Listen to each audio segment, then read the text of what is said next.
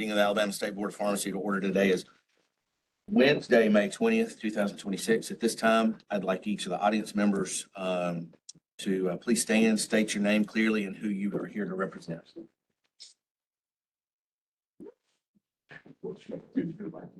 Michael Garland from Board of Wells Program.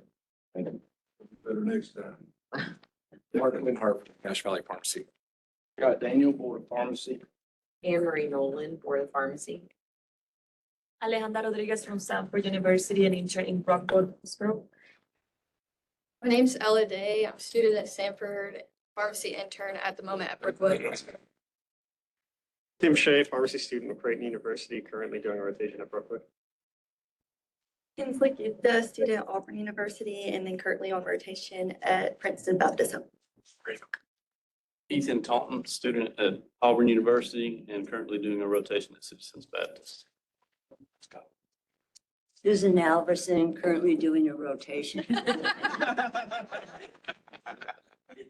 Previous on the group. Jim Driscoll CPA firm. Vish Patel from Aspen Pharmacy. Art Bamberg, Publix Pharmacy. Charlie Green, Walgreens Pharmacy. Laura McFarling, Walgreens Pharmacy. Melissa Farrow, Walgreens.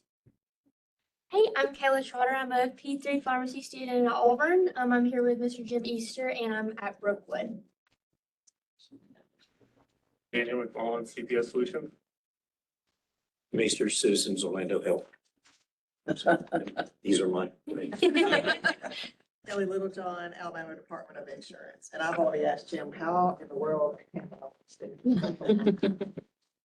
Allison Souders, APCI. Whitney Passmore, Board of Pharmacy. All right. Thank y'all. If anyone is on the WebEx and doesn't have your full name on the screen, please email your full name to John Lena at jlena@albop.com so that we can record that for the record. So before we get started, I'll ask Mr. Brooklier to give us an invocation followed by the pledge. Let's bow our heads, please. Thank you, Lord, for this wonderful day. Thank you for this opportunity we have today to serve our profession and to serve the state of Alabama. We ask that you be with us today as we have good communications, talk about tough issues, and that we make the right decisions and all that. We ask that you be with us and guide us and protect us and lead us closer to you. We ask these things in the name of the Father, the Son, and the Holy Spirit. Amen. Amen.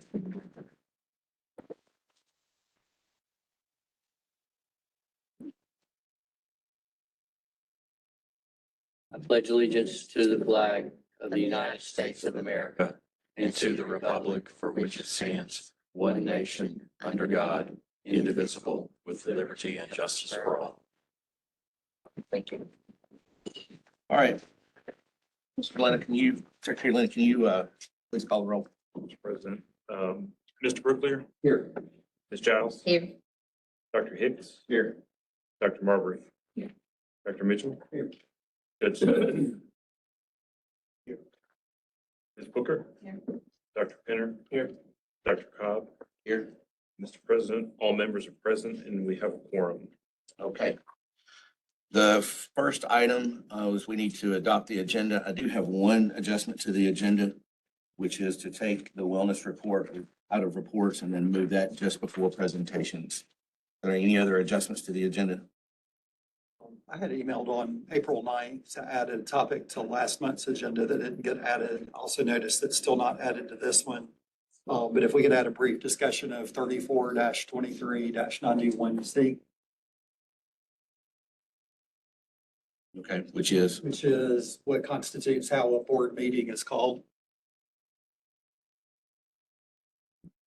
And I do not want to make a vote. I just want to discuss it with the board members so we can consider that for further business. okay. All right. Do I hear a motion to accept the agenda as modified? So move. Second. All right, I got a motion and a second. How do we vote? Aye. Aye. Aye. All right. Aye. And I vote aye. The agenda is adopted. So the first order is April 15th, 2026 business meeting minutes. Those are in your Dropbox.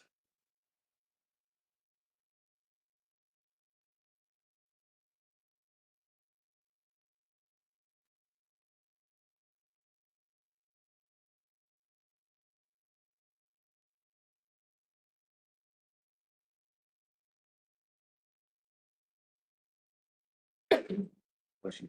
Thank you. All right, does anybody see any adjustments to those minutes? Not hearing any, I'll ask for a motion to approve. So moved. The motion, Second. motion and a second, how do we vote? Aye. Aye. Aye. And I vote aye. The next item for approval is April 15th, 2026 interview minutes. So if y'all will open those in your Dropbox.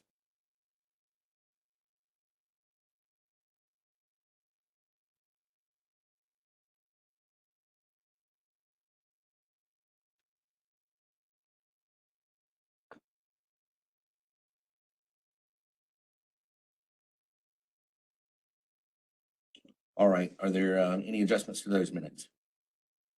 If not, can I get a motion to approve the April 15th, 2026 interview minutes? So moved. Second. A motion and a second, how do we vote? Aye. Aye. Aye. And I vote aye. The next set of minutes is April 13th, 2026 Sanford interview minutes.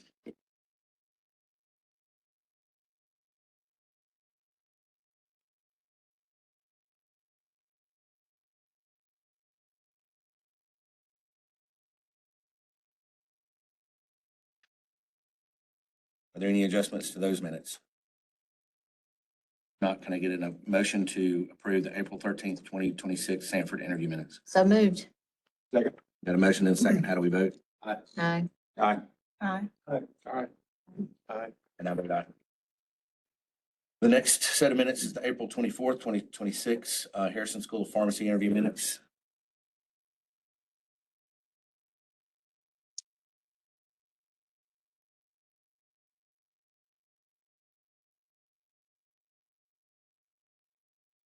Are there any adjustments to those minutes? Not hearing any. Can I get a motion to approve the April 24th, 2026 Harrison School of Pharmacy interview minutes? Second. I got a motion and a second. How do we vote? Aye. Aye. Aye. And I vote aye. All right, the next item on the agenda is our wellness report from Dr. Garber. Morning, board members. Thank you so much for taking me out of line. And this morning, I'm going to be meeting with UAB. This is a piece of good news to share with river boards as well when I see them. The techs, the pharmacy techs, and the dental hygienists have suffered for quite a long time in Alabama, trying to get proper treatment for drug addiction, substance abuse, and alcoholism because of price treatment. UAB has offered us, starting back in December, treatment at a significant discount for hygienists and for pharmacy techs. I've had 3 dental hygienists and 2 pharmacy techs in treatment. They had to have evaluations at another center. And that was the problem, which added to their cost because they were not doing professional evaluations there at the time. But they are now, and we've worked that out with them about what we need going forward. That's going to be included in the cost of treatment. It's not going to make the treatment costs go up. And we'll have a place that instead of losing pharmacy techs, which is why I'm here today, but also dental hygienists also take care of, we lose a lot of those strictly from price. So this is a good thing, and glad to share that with you. We also have another piece of good news, which is kind of unheard of in my business. Is that there have been absolutely no non-compliance issues from pharmacy board people who've been monitored in the last 5.5 months. We go the next 10 days, it'll be 6 months without any compliance issues. So that makes it easy for me, but it really makes it easy on these people when they come to realize that compliance is what their board expects out of them. Being able to show they can practice with reasonable skill and safety. It means they're moving along, and we like that. The current work right now, there are 7 pharmacists in process with our committee right now. They're either in residential treatment, being held out for particular reasons from treatment after completing it or going for an evaluation. There are 2 pharmacy techs in process at this time that we have no return contacts on, that I'm still calling and leaving messages. There's 1 pharmacy tech that's in residential treatment at this time. There's 1 pharmacy student in process at this time who's in residential treatment about to finish up. And we've had 2 pharmacists who've successfully completed this program. The board has set their license active, status to active, and that happened at the last board, and we appreciate that. And we have 2 pharmacy students who've had hearings this year before being licensed, and the board treated them well, and we appreciate that. This last sentence is just a repeat of the first one. It's a typo on my part. So we have 43 health professionals right now who are being monitored. And this is, as I said before, this is slightly up from last year, but to be expected. And summertime is a slow time for the treatment business, and the people are either hiding or they're not using drugs during the summer to the extent it causes them to be caught or to ask for help. But that's all I have this morning. If there are any questions for me before I have a question, kind of based on what you just said, is that it seems like in the summer, you don't have as high of incidents with, we do, we just don't. you're just not seeing it. Like we do during the wintertime. Do you think that depression has something to do with the cases that you see? Do you find that to be? A lot of co-diagnosis for alcoholism especially is a big thing. Most alcoholics suffer from depression. Right. How is that treated in our program? Well, we basically, that's part of the evaluation, is to rule out any and all disease processes the patient may have besides drug addiction or alcoholism. So if they identify it, they assign different health professionals while they're in treatment to be treated for, let's just say, depression. And when they get out, they're assigned a psychologist to see, or a therapist to see for depression. And that's monitored. I mean, we get reports from them just like we get lab reports from the toxicology labs. So it is treated though medicinally and through therapy. That's good. Thank you. Any other questions for Dr. Carver? Thank you, Dr. Carver. Great summer.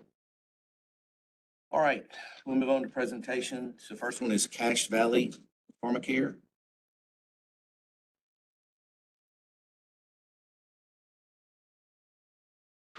Sure, you need to swear me in.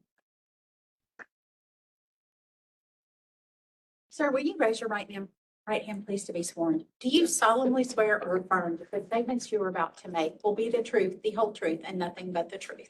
Yes. Thank you. I appreciate the opportunity to speak to the board today. My name is Mark Linhart. I'm the pharmacist in charge of Cache Valley Pharmacy. Just to introduce us here. We're from Logan. We're located in North Logan, Utah. We've been a pharmacy for over 25 years. We specialize in long-term care and compounding, but we also do advanced sterile and non-sterile compounding, and we're committed to doing the highest quality of care. It's just the arrows on here, correct? Do I need to point it over here? Okay, good. Just to introduce me, so I'm Mark. This is Caleb. He provides our onboarding for our partner pharmacies. We started doing this model a little over a year ago, where we're doing central fill for other partner pharmacies that are in underserved areas for things that they cannot provide. A lot of our clients, you'll notice we've gone national with a lot of the areas that we're in, but mostly we specialize in rural, underserved areas. A lot of our partner pharmacies are in like Montana, the towns that have like 4,000 people in their communities. One of the things with our compounding processes, we're a 503A compounding pharmacy. We're compliant with everything with 797. We operate try to operate at the highest standards possible. We're going through an NABP accreditation. We've done the BPP inspections that allow us to try and practice at the top of what we do. Everything that we send out, we test by an independent lab before it goes out to a partner pharmacy. It's all third-party tested for potency, sterility, endotoxins. This kind of is an overview that we share with some of our partner pharmacies, but this is kind of what a compliance packet looks like when it comes through, and I'll walk you through the workflow of what our central fill process looks like in just a minute. But it's designed to promote safety, confidence, and adherence. Also allows, one of the things that I really strongly believe in is allowing local pharmacies to manage their patients.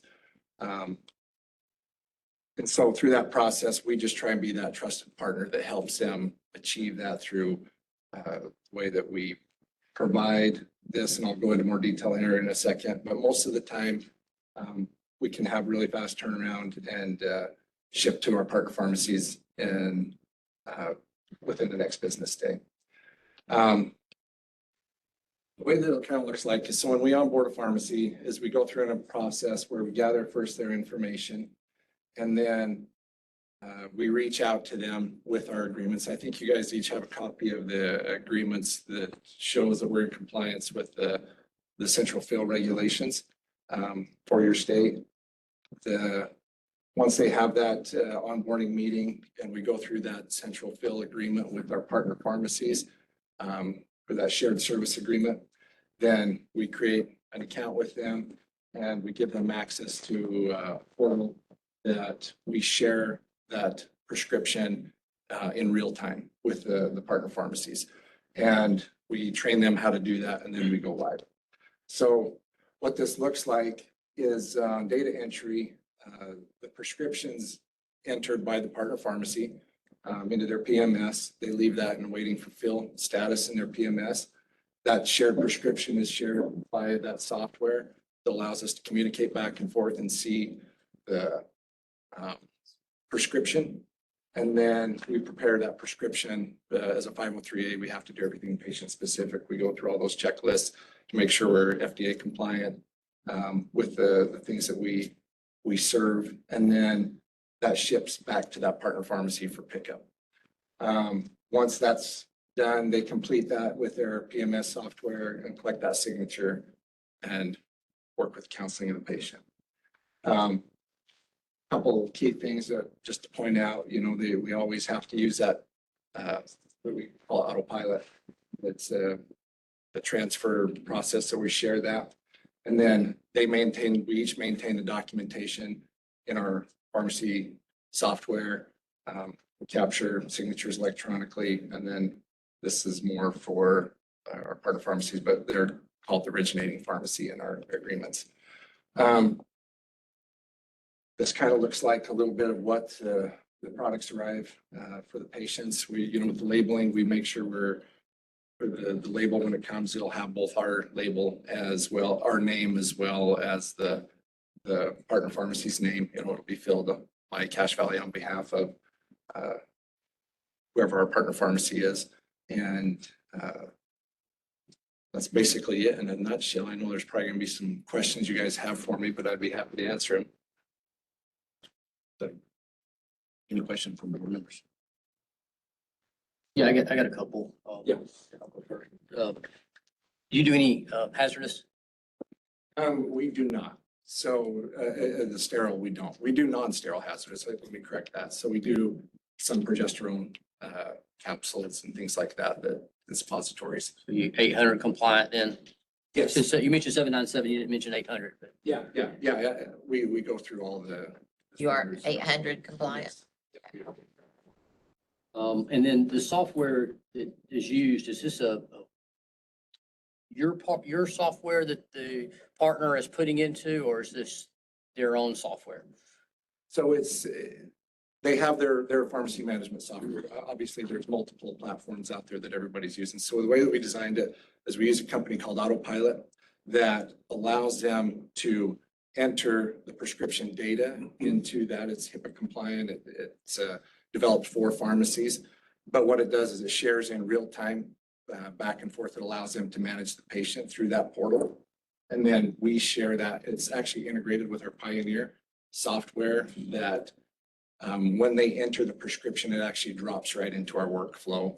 And then they can track that back and forth during their workflow where that's at. And so we communicate, it offers texting, refills, all those capabilities that you would consider with that management software, but then they can track it where it's at in our process as well. So the label that comes on the packaging, patient's label, is your label? Yeah, we generate the labels in our pharmacy. It will have the originating pharmacy's name also on there. So it'll typically the way it says on the label, it'll have our name prepared by Cache Valley Pharmacy on behalf of, let's say, Malta Drug, Malta, Montana. You know, So it's technically a transfer? In the sense that most states it's a shared service, the way that we do it. Some states are like a hard transfer, like North Dakota has a hard transfer where we actually have to transfer the prescription. My understanding with Alabama, and you can correct me if I'm wrong, but it's more of a shared service agreement that we do. So when we generate that, when we generate the prescription, it goes back to that pharmacy. We pass on, the cost does not change from us to that pharmacy, and then they add like a service fee in addition to that for their services that allows them to do that. And we tried really hard to make sure that we're in compliant with your regulations. So. Are you compounding gliptins? Yeah, we do GLPs. We follow the latest FDA guidance. We don't do anything that's commercially available. We don't do anything that's not patient specific. Obviously, as a 503, everything we have to document that way. Clinical reasoning. That's actually already built into our software and our platform, which makes it really nice for our pharmacies to stay compliant that way. But we try to stay with the current regulations that the FDA and the guidance that has been shifted that way. We hope to, as you know, there's a lot of changes with the peptides and things that are anticipated come July. We hope to be able to offer some of those as well, depending on what the committee, the FDA, you know, reviews in. But these are things that, from my standpoint, I see a huge shift in out of the pharmacy's umbrella that has gone to kind of more of a black market area. As a pharmacist, I feel like as a profession, we need to be regulated and governing this. And so for us, it's been a really popular service that we offer because I feel like it's a safer option to have somebody come in to their local pharmacy and be able to discuss these options from a legal, like what is actually legal to do and safe to do. I feel like it's a safer option for them. So are the partner pharmacies given a list of your formulations so they know what to guide prescribers to prescribe? We have like a list that the things that we offer, you know, the things that are available. I don't know if guiding prescribers is technically the word I would use. You know, if somebody reaches out and they're wanting to know what they can do, you know, then we show them this is what we can do. But in that sense, you know, we encourage providers to be as clinically minded as they can, you know, and we say this obviously from logistic and workflow issues, we can't do everything for anybody. So we try to be really good at the few things that we do, but it has to obviously have that clinical reasoning and documentation of why they're using those products. So having, like, for example, for semaglutide or tirzepatide, how many different formulations do you make? Currently, we're doing 3 different formulations of our tirzepatide. And I don't have the slide on here. We actually just updated our formula with that new guidance. I shouldn't say it's new guidance that the FDA has issued, but they've entered an enforcement period where they're re-emphasizing stuff. You've seen probably a lot of 503Bs that have stopped making this, which they should have done a long time ago. But our new formulas are in guidance with that. You know, we try and make it really simple for our patients. So our dosage formulas vary, but like, for instance, our volume that the patient injects is very consistent, but our dosage formulas, change. But we have different additives and things like that we add to those that, obviously I can't claim that ours are better products. I feel like they do help a lot with the mitigating side effects and things like that of some of these GLPs. And it's not just GLPs that we do. We do, ED drugs with some peptides, and we do all sorts of different troches and things like that that's non-sterile as well as sterile. But From the board staff, like from the regulatory side. Yeah. Susan? Have you submitted an application? for Alabama, Uh-huh. yes. Yeah, we actually have an Alabama license, and that's why I'm here today, but we don't have the central fill part approved. And that's what I'm seeking today. We Well, have, the process for central fill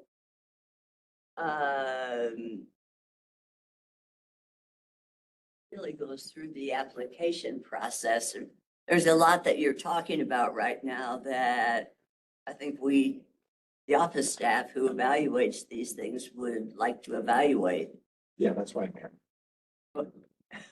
Yeah, this was the process I was given, and feedback from. I understand that. Yeah. And then you're going where I'm going. And I don't know if that's Anne Marie or who that question's for, but I thought the central fill process was not, was performed on the application staff level and not a board level. So that's what I'm not understanding. No, I think we typically have seen most central fill requests. They all come for a presentation, okay? And if board members would refrain from calling on the recognizing members or audience, now that I need to do that. I'm sorry, I assumed that she was staff. That was acceptable. So I apologize for that. So are there any other questions from board members? So I've got a few questions. Just to be clear, are you shipping straight to the patient or are you shipping to the pharmacy for them to deliver it to the patient? In the central fill model, we ship to the pharmacy. The pharmacy fulfills that. Just want to make sure. And then what's your tech ratio? Tech ratio, currently we average a 3-to-1. 3-to-1, okay. Which is, are they certified? All our techs are certified. They're certified, okay. Council, do y'all have any additional? I think Dr. Mitchell was going down this road with offering standard formulations. How do you reconcile offering a standard formulation with FDA's requirement that an order be to meet a specific patient need? And you may have touched on it, and I just kind of missed that point. But I'm curious how the order gets generated in the first place. Is there a prescription blank that's out there? Are there check boxes? Is it done from a list? Does that order blank have Cache Valley's name on it? I mean, there's. No, so it was like any other compound. Obviously we don't market with our prescription blanks or things like that with our logo on that. Typically, the way the process works is, and just being blunt, a patient comes into their pharmacy, they're like, I want to be able to get this. Or, their pharmacists get that question all the time. Same with providers.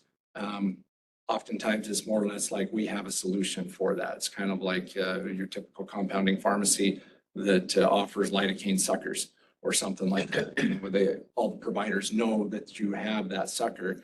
And then they're like, well, what do you offer? And this is what we usually do. That's kind of how the approach is. And so most of it is pharmacy driven, the partner pharmacy to us. But like I said, it's not feasible to do, 50 different variations. These are the ones that we typically offer. And if it fits, it fits. If they don't want to do it, they don't do it.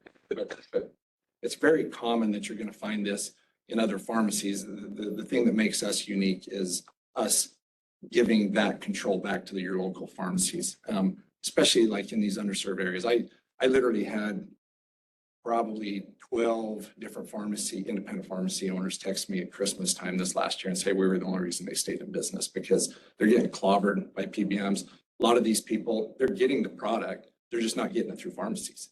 And that's, for us and as a pharmacist, that's what I want to see happen is them to have that access. I appreciate your comments earlier about so much of this business moving to the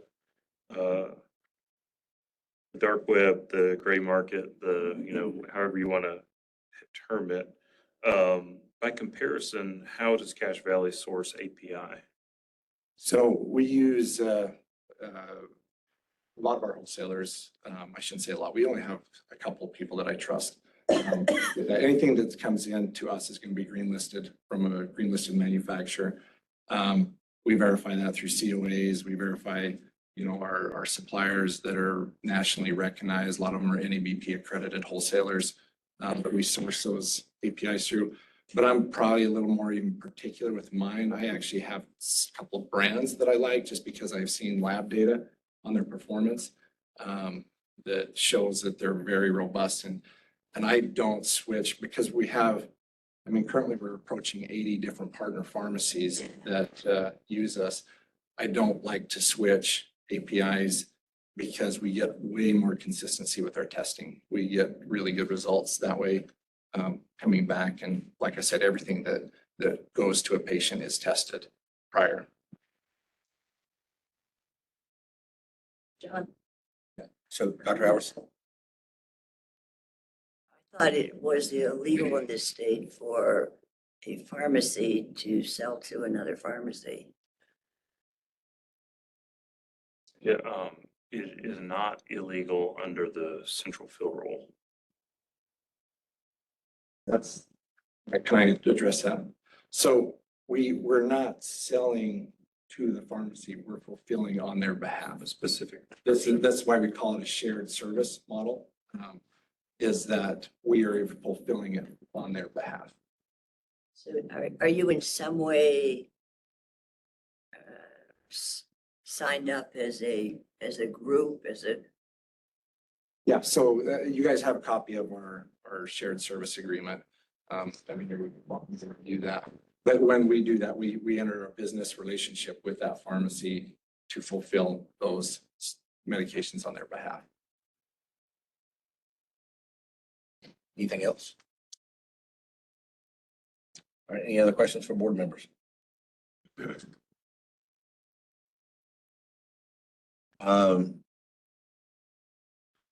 I hear a motion to approve for Cache Valley Pharmacy LLC as central fill?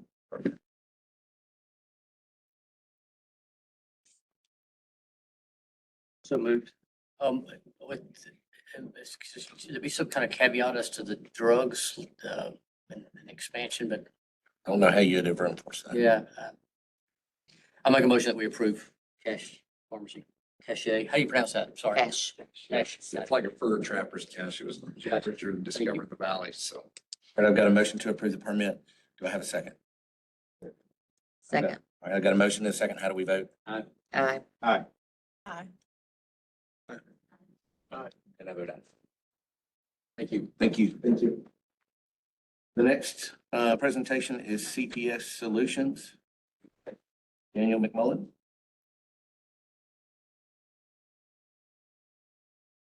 Not here. We'll go. There you are. Sorry. I didn't see you moving. I'll win that. It's stale. Sir, will you raise your right hand, please, to be sworn? Do you solemnly swear or affirm that the statements you are about to give will be the truth, the whole truth, and nothing but the truth? Yes, I do. Thank you. Good morning. My name is Daniel McMullen. I'm here on behalf of CPS Solutions to talk to you guys about our request for an out-of-state pharmacy services permit. Thank you for having me here today. So today we'll go over our business model, policies and procedures, after hours, downtime, quality assurance, complaints, HIPAA, and our general organizational structure. So the branch of CPS that I'm going to be talking to you about today is our patient care and services team. It's a group of pharmacists and technicians which provide support to client-owned specialty pharmacies. So things that PCS or patient care services complete are benefits investigations, prior authorization assistance, financial assistance investigation, adherence calls, and clinical counseling. Activities that we do not complete, data entry, final DUR prior to dispensing, and stocking, dispensing, or distributing drugs. So our policies and procedures are provided to employees electronically in a SharePoint.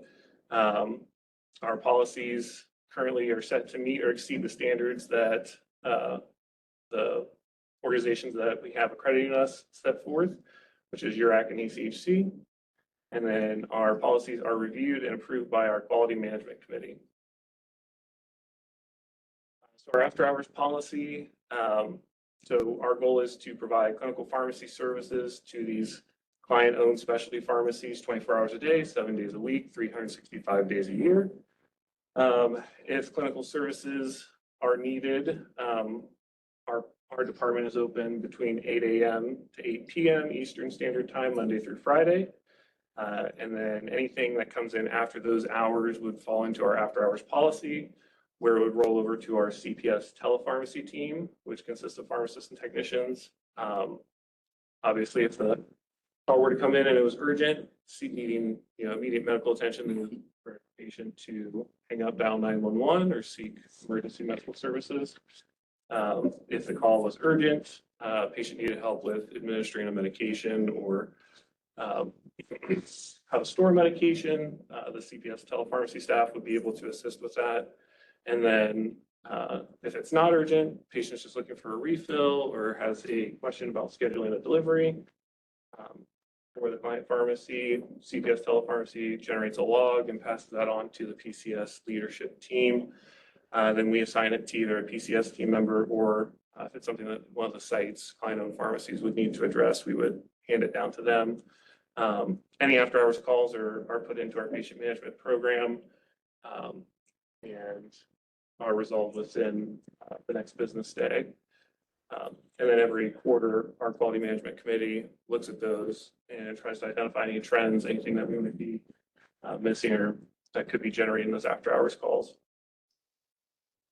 Downtime procedures. So there are a lot of different things that can cause a system to go down, whether it's natural disaster, electrical outages, network outages. So in those situations, the pharmacy manager would then coordinate with senior leadership to notify the client pharmacies and start working with other departments at CPS to return services to their previous state. So for quality assurance, we hold those quarterly quality management committee meetings where service levels are reviewed and any opportunities for improvement are found.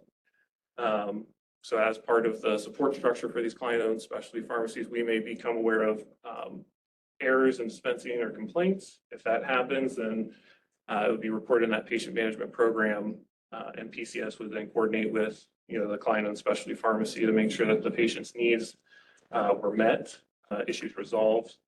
And then those complaints are also monitored and reviewed during our quality management committee to find any trends that might be there. And then for privacy, we also have a policy to make sure that we're providing only the necessary information to protect our patients' private information.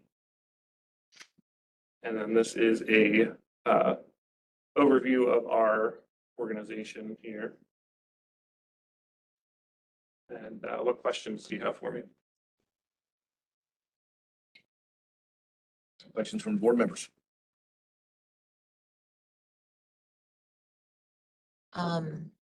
Again, we'll ask about your pharmacy technician ratio. Yeah, currently it's 1-to-1.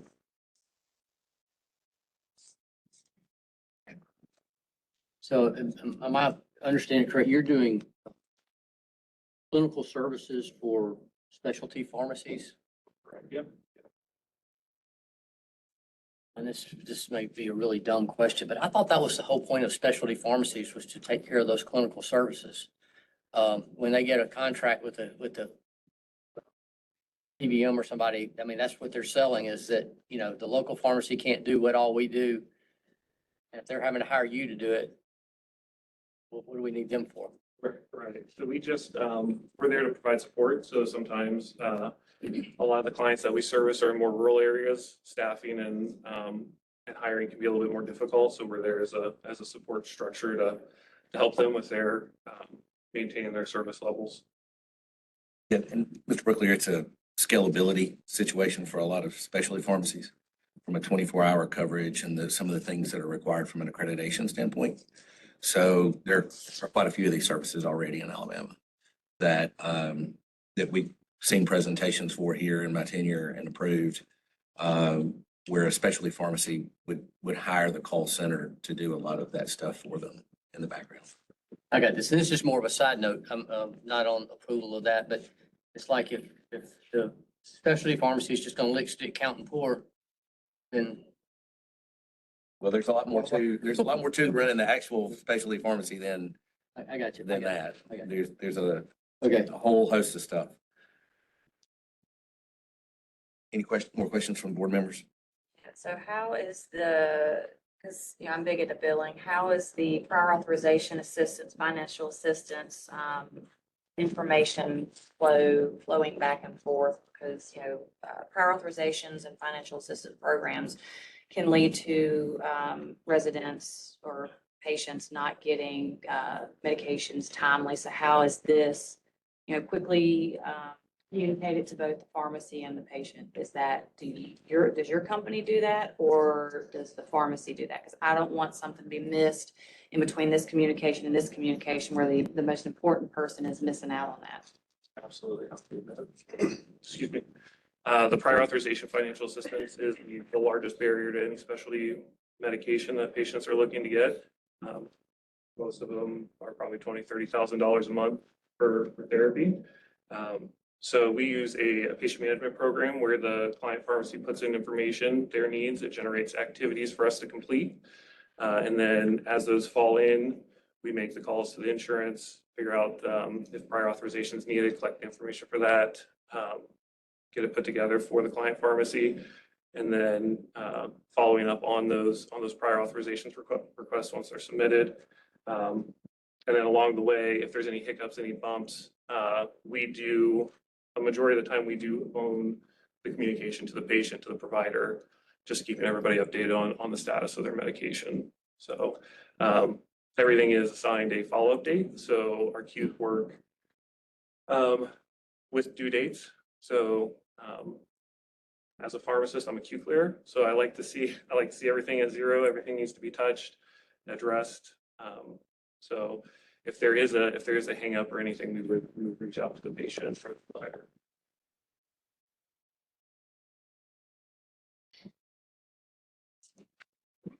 Any other questions from the board members? Questions from staff? Not hearing any additional questions, I'll entertain a motion to approve a non-resident pharmacy services permit for CPS Solutions. Have that motion. So moved. Motion, do I have a second? Second. All right, I got a motion and a second. How do we vote? Aye. Aye. Aye. No vote aye. All right, the next two, it looks like are, thank you, Thanks. are Aspen Pharmacies.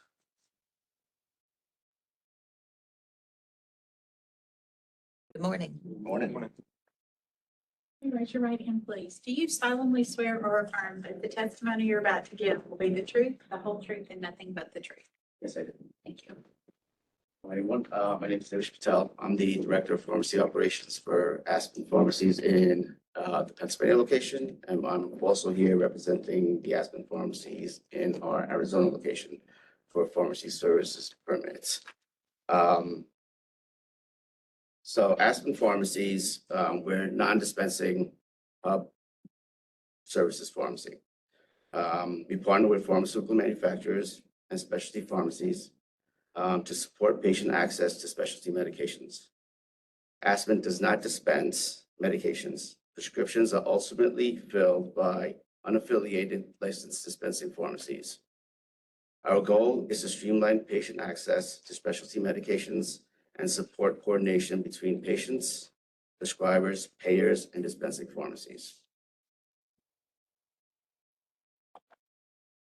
Aspen Pharmacies is seeking the pharmacy services permit in Alabama as part of our effort to obtain licenses in all 50 states. Gaining licensure provides the opportunity to expand pharmacy services and for more streamlined patient experience.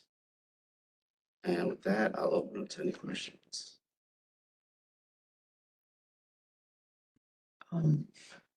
See.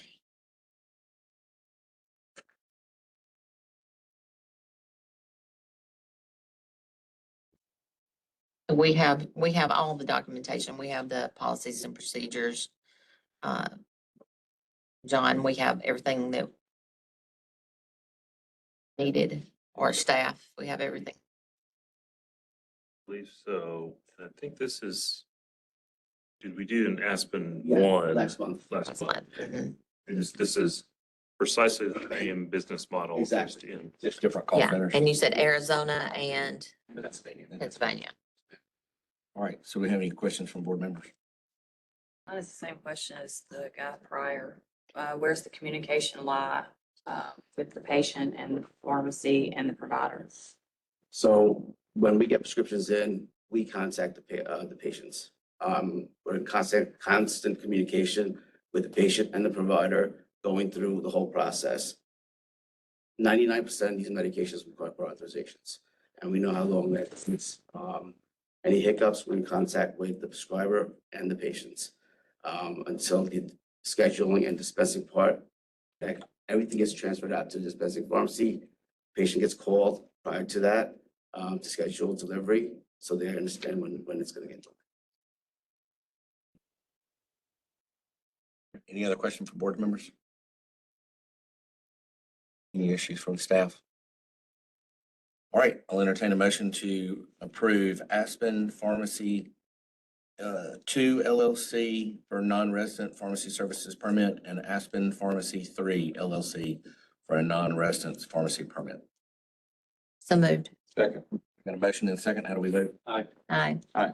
Aye. And I vote aye. Thank you. Thank you. Thank you. All right. Mr. Easter. Surprised Mr. Easter this morning, put him on the agenda and emailed him pretty short notice, so. There we go. I think we need an inspector to go to this place. He's got 10 students that he's precepting. More mysteries. I had a vision one night and what, Acts 680, 1, 2, 3 had been updated and we could have as many as we could feed at lunch after a board meeting. We're homeless as far as I know. Thank you. We have two things I'm here to address. I appreciate the board's time. Mr. Easter, I do need to swear you in. Do you solemnly swear or affirm that the testimony you're about to give will be the truth, the whole truth, and nothing but the truth? Truth, like the truth. Thank you. I'm here on behalf of the Orlando Health Pharmacies and the Baptist Group, Baptist Birmingham Group, Shauna Scholler at Brookwood, myself at Citizens, Rebecca Neal at Princeton Hospital, Frank Heckathorn at Shelby, and Sharon Patton at Walker. And the material I'll discuss is we've all signed off on this in agreement, along with my associate in Florida. Take some liberty calling her my associate, but a lady named Michelle, who is second in charge of all Orlando Health Pharmacy operations. I didn't receive my email in time yesterday dealing with some other things at the hospital students. And so I don't have a presentation up there for you, so I'll take questions whenever you're ready or likewise. All of the facilities are in good order with the Board of Pharmacy. There's no issues as far as I know. 21 years ago, if you look online, you'll find that Baptist pharmacies in the Birmingham area were cited, and that still carries. There's no way to expunge that after 21 years that somebody in the payment office failed to renew the licenses and they were late on their license renewal. But since then, we've had no issue, hopefully, no issues with any of those that we've done there. And the request is that we are already in the Epic system. Epic is one of the best known, largest, most commonly used healthcare systems across software systems, across all pharmacies, across our offices and hospitals and the like. The upgrade is a great upgrade and best support and protect the people of the state of Alabama, which I know we're all here for. It's a great advancement, but there's no single interface where everything would just transfer across. On August the 1st, we're going to make that transition. And if we looked at the manpower needs to go back and assure that the 5 years worth of information that we want to carry forward is all correct in the files and so forth, we have opportunity to use some pharmacists who are licensed in Florida at Orlando Health facilities. So nobody's working at home in their pajamas and no HIPAA problems there. All of the usual and customary criteria would be met. Likewise, Michelle signs off with her Board of Pharmacy that there is no issue that these people are going to be overburdened. These people will be paid in addition to their usual operations, outside their usual operations, because somebody else will be taking care of their pharmacy business while they're helping us get that information transferred and to make sure that it's transferred correctly and that we don't have any gaps. Okay, we don't want anything released, and nothing will be released until it's released by an Alabama licensed pharmacist. That would be one of our 5 directors or one of our pharmacists who's in good standing.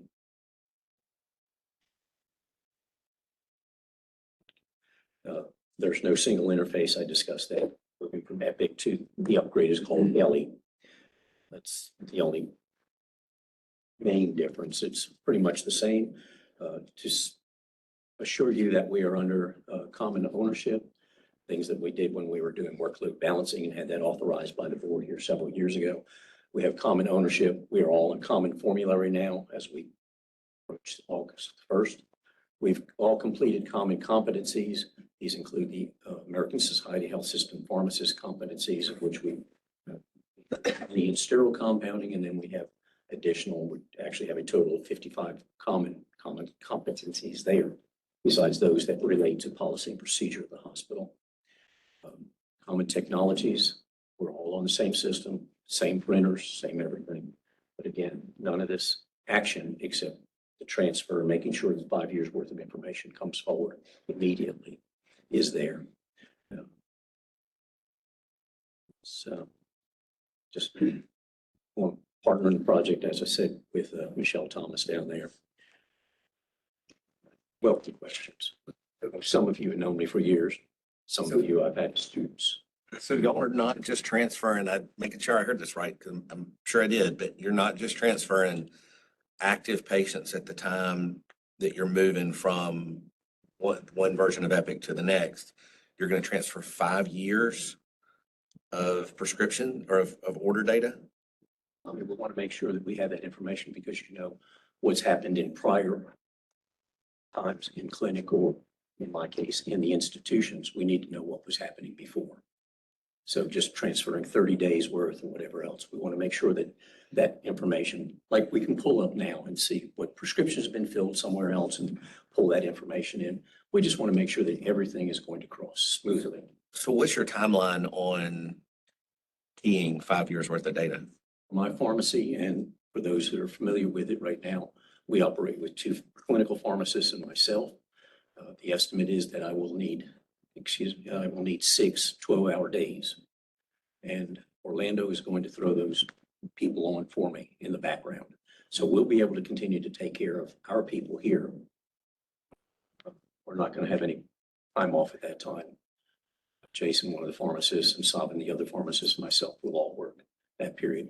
That's why we're only asking for 24 hours. We understand we can probably get all this done easily in 12 hours, but this gives us some buffer time so that if printers don't work or something else, we can run out, fix that problem. Yeah, quite an undertaking to get 5 years worth of data in a day. A lot of it will transfer. We're not rekeying anything, so I'm less worried about any rekeying or issues like that that might be inherent in such a system. So you may have to rekey things or you will. Something doesn't cross and I need it immediately, we'll rekey it. Okay. But again, it cannot be released by them. They're basically clerking or technician for us, but they understand the process. They've already passed all their LA training. Sabin and I both passed, one with a 99, one with 100. So I had 2 8-hour courses I had to take, and then I had to sit for the exam to be able to operate that system. The ladies and gentlemen in Orlando have already passed it, or will have passed it before August the 1st. And I think just for context, for remote order entry in Alabama, if these were all locations that were in Alabama, they've satisfied our rules by just notifying the board, even on renewal, that they're engaged in this relationship. So we don't hear those at the board level. The reason that we felt it was important to get it in front of the board today is obviously, although there's common ownership, it's a Florida pharmacy that's does not have an Alabama license, but it is for a very limited time frame. So we obviously couldn't say yes at the staff level and thought that the board should evaluate that. Well, I mean, I can just tell you, having done numerous computer conversions in a hospital, it's all hands on deck and as many people as you can get so that you can get back to your job of taking care of patients. So, I mean, I certainly understand the request. Are there any other questions from the board? Questions from staff?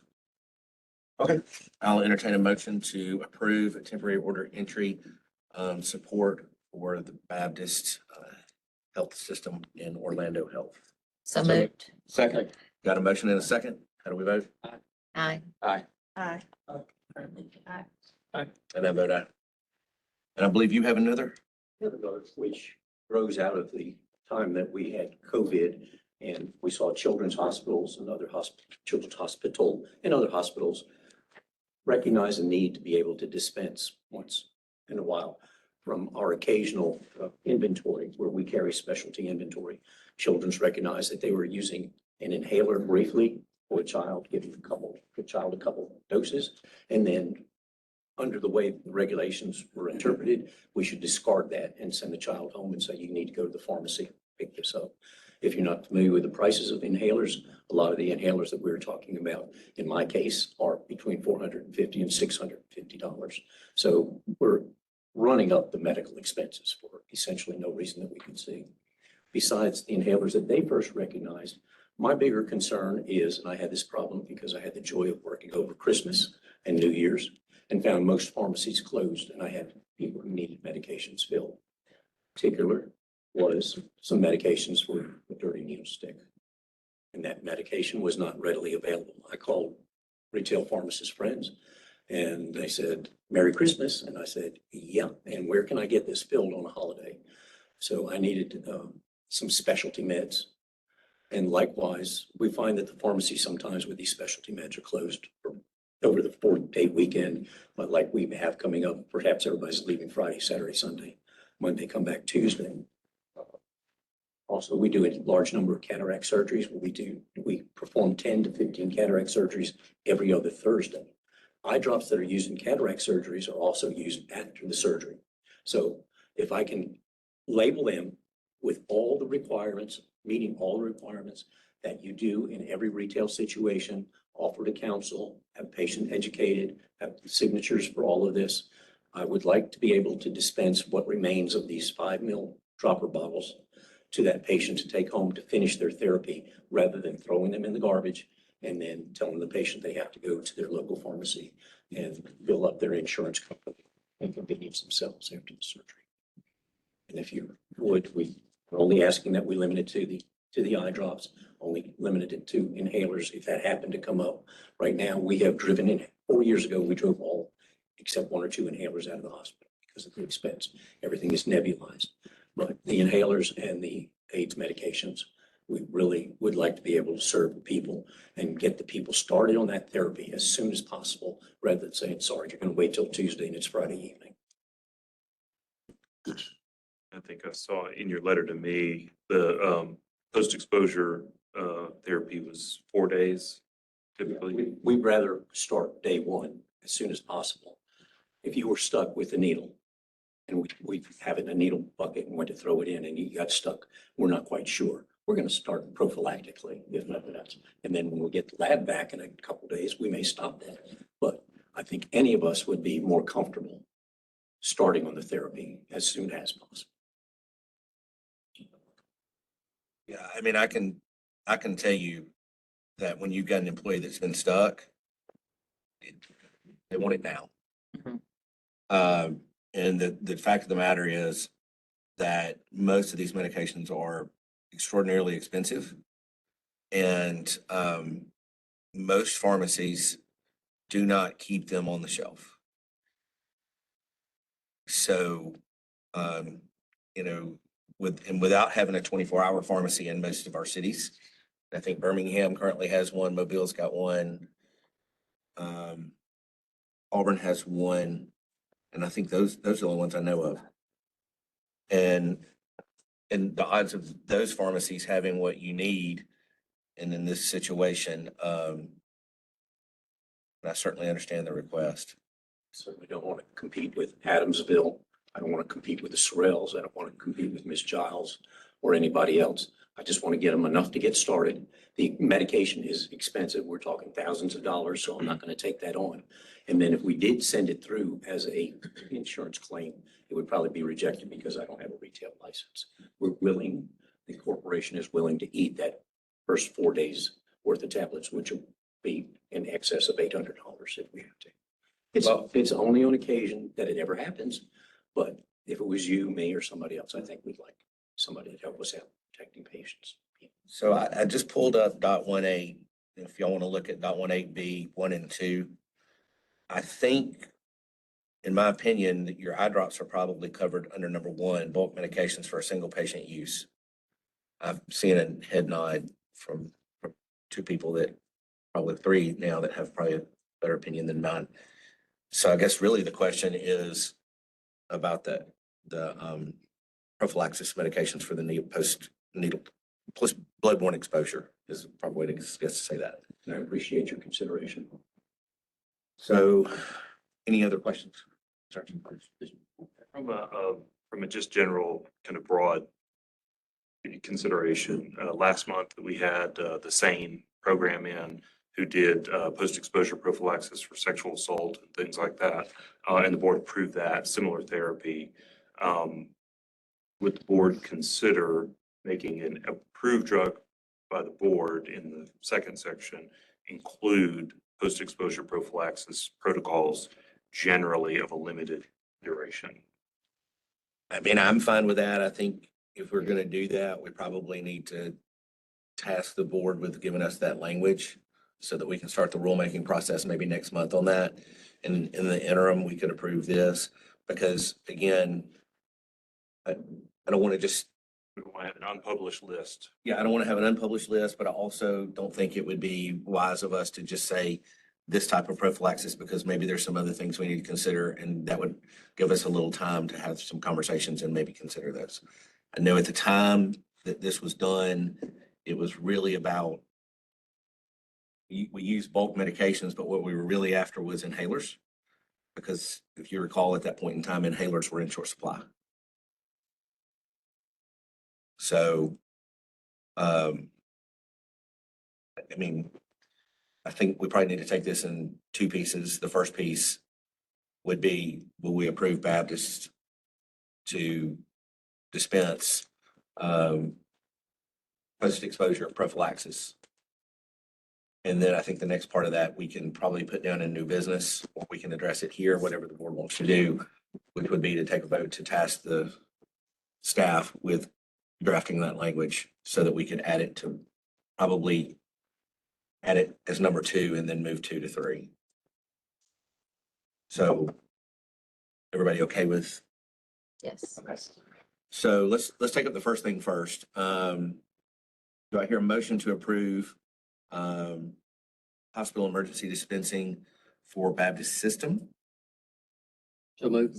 Well, for posted System. There's Baptist in Montgomery. Baptist Birmingham Not System confused. for I'm asking post for anybody else. exposure prophylaxis. There you go. Now, so moved. Second. I got a motion and a second. How do we vote? Aye. Aye. Aye. And I vote aye. If it's everybody's pleasure, we'll go ahead and take up the discussion of asking staff to look at .18B 1 and 2. Well, it's 6B 1 and 2 to add verbiage to include post-exposure prophylaxis. Dr. Cobb, we've also historically added naloxone. We've had a presentation in the past where the board has approved naloxone. Would you like to include that in the rule as well? Absolutely. At least for us to consider. And I think while you're doing that, I mean, when I say prophylaxis, in my mind, I'm thinking more broadly than just a needle stick, because there may be other prophylaxis that we need to address, which is why Sexual I don't assault. want to, yeah, why I don't want to do it emergently today. Let's give you guys some time to think about it and put some verbiage together, and us some time to think about what else might there be that we want to go ahead and do this all at once. Is that fair? Sounds good. Okay, so to hear a motion, to ask the staff to come up with appropriate edits for, 680-X, dash 2.186B, emergency dispensing, from an institutional facility. So moved. Second. All right, I got a motion and a second. And a vote, Aye. Aye. Aye. and I vote aye. Thank you. Can I give one caveat to Anne Marie that's come up for us, just so I don't forget it? Okay. What we also, when we draft that, we need to think about a period post-discharge. Because what we've seen at Children's Hospital is the patient goes home with a prescription and then shows up 6 hours later and can't find it filled. And then now, since the hospital's discharged them, they feel like they can't provide that emergency. Okay. So maybe we think about a reasonable time period post-discharge. Sorry. All right, so we're about an hour and a half in, or hour and 15 minutes in. Let's take a 10-minute break. Okay, so we're gonna go into recess now at 10:13, and we'll come back at 10:25.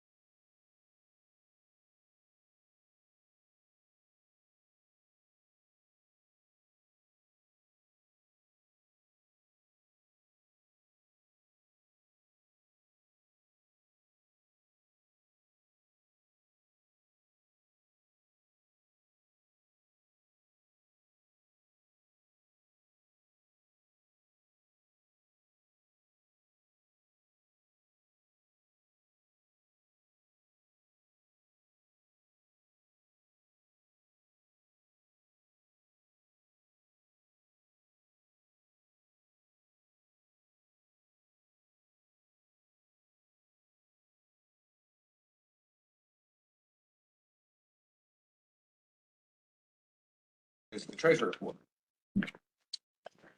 Thank you, Dr. Cobb. Just as a point of reference, we are 58.3% into the year. So you can follow the numbers on that. Total revenues for fiscal year are at 79.23, which is typically going to be higher because we get more revenue at the first of the year with the license renewals. Operating expenses for the fiscal year at 53.51 of our annual budget amounts. Again, remembering that we're at 58.3%. This goes through April.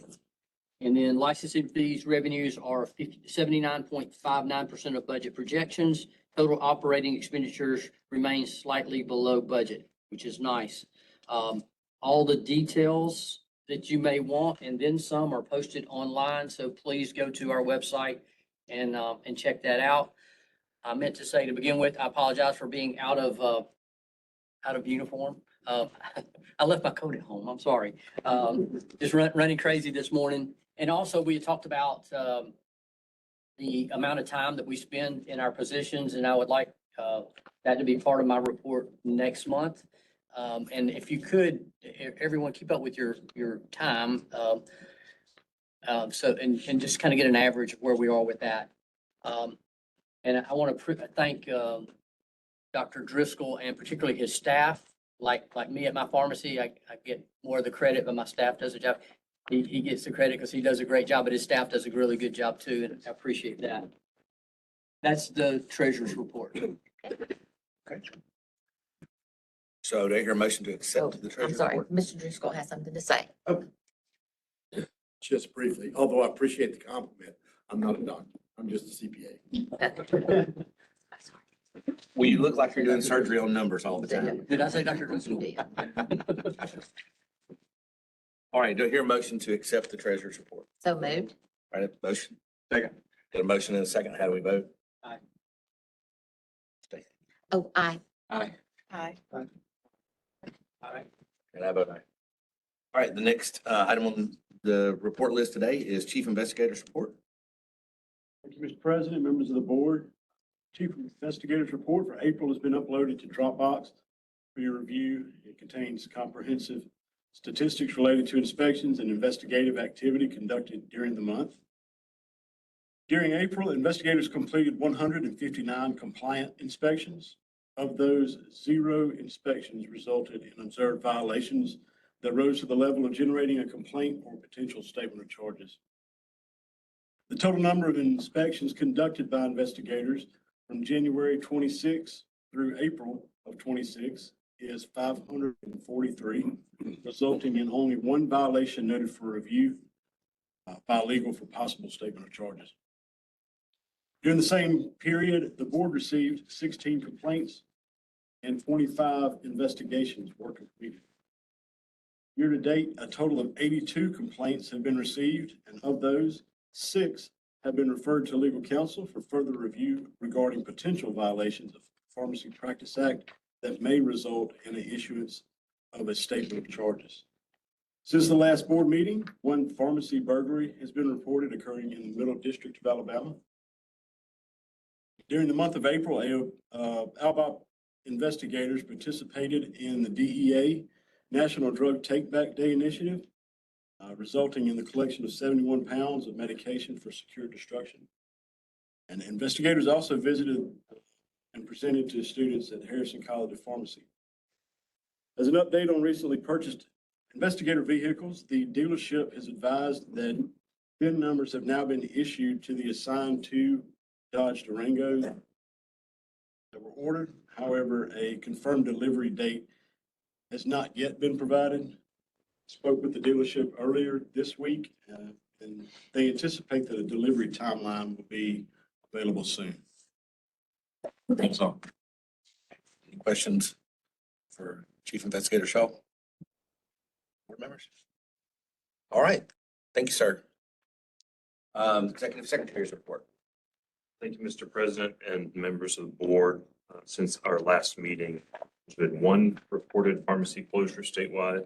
That pharmacy was located in Montgomery. Staff provided luncheon earlier this month in observance of National Police Week.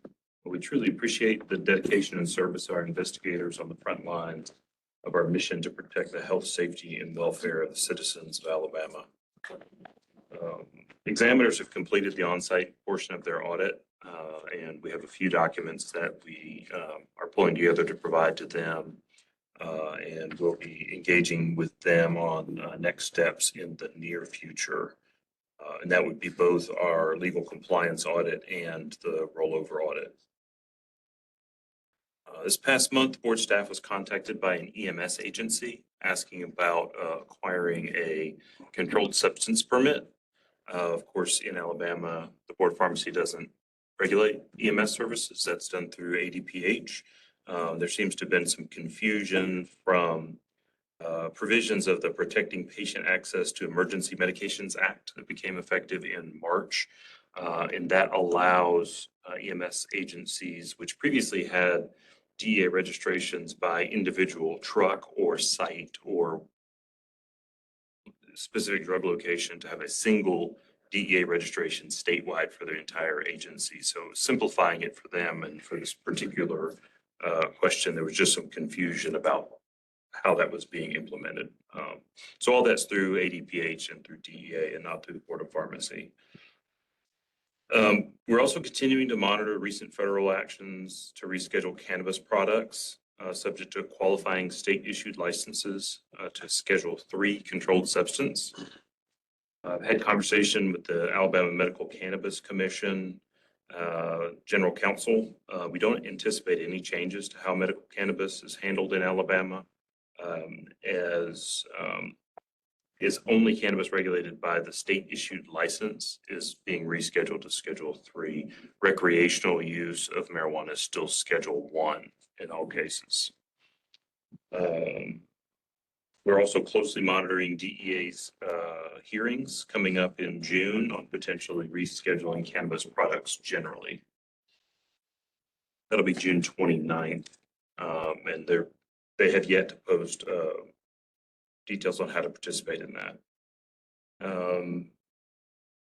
Some unintended side effects, I think, of the move to C3 for the state cannabis products is some level of increased cost for the system. It now requires all of the state licensed entities in the chain to register with DEA, so that'll be an additional cost. It triggers a virtual buy and resale through the DEA as the sole provider of controlled substances through the United Nations Single Convention on Narcotic Drugs. Functionally, what that means is that a grower, say, would warehouse product, quarantine what they have not yet sold to DEA, virtually sell that to DEA, and then buy it back, and then flag it as having been repurchased. And that there's an international treaty that the United States is a part of that will satisfy. Among other, I don't know, intended or unintended consequences of the rescheduling, there are new total limits on THC. THC generally. Previously, we just talked about Delta-9 THC as being a psychoactive substance, but now all psychoactive and non-psychoactive THCs are included with limits per container that will make most CBD products Schedule III by November 2026. It's been discussion around a fix, but there's no current regulatory relief in place. We'll need to continue to monitor that in Alabama as CBD products are currently under control of the ABC board. And that would be inappropriate for Schedule III controlled substance that is not regulated by the Medical Cannabis Commission as the consumables would be. Additional concern about FDA-approved cannabis products, cannabis-derived products such as Epidiolex, which currently are carved out of the controlled substance definition.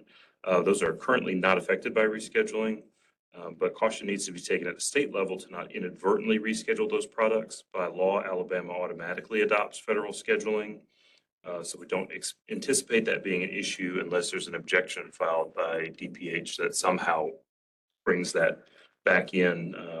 It is an unintended consequence. And finally on that, the Cannabis Commission reports the first medical cannabis dispensary in Alabama will be opening soon in Montgomery. It's not listed on the commission's website, but appears that the business will be named Callie's Apothecary. The board might consider whether the use of a name historically synonymous with pharmacy creates confusion for the public. President Cobb, Dr. Hicks, and I represented the board at the NABP meeting in Boston, where they discussed general business and a number of issues. I have a few details here. We talked about the use of AI in telehealth, the continuing evolution of the role of pharmacists in integrated healthcare teams, the importance of AI and the importance of a human in the loop as a key tenet of those systems. Basically, AI supplementing human workflow and not replacing it. Early MPJE discussion has been going on for a couple of months now. NABP has moved their pilot program for early MPJE into a full production phase. And really what that looks like is candidates that are confirmed by the schools of pharmacy would be allowed one attempt to pass the MPJE after completing their baccalaureate program, but before their degree is conferred. And then additional testing would be after their degree is conferred. The early program is currently only for same state schools, so it's not applicable, say, in Georgia for an Alabama student. Well, it's not, Alabama's a different issue I'll get to in a minute. Say Georgia and Tennessee, you can't cross state lines with that program currently. But we do have reports from students and educators that feel that early MPJE would allow students to focus more on preparing for one test at a time and potentially help pass rates on both MPJE and the NAPLEX. But we have about 20 states so far that have expressed interest to NABP for that. The problem we run into in Alabama is we have a statutory requirement under 342351 to first earn a professional degree before you're eligible to take exams. So if that's something that's of interest to the board, to the schools of pharmacy, then a legislative fix will need to be sought for that.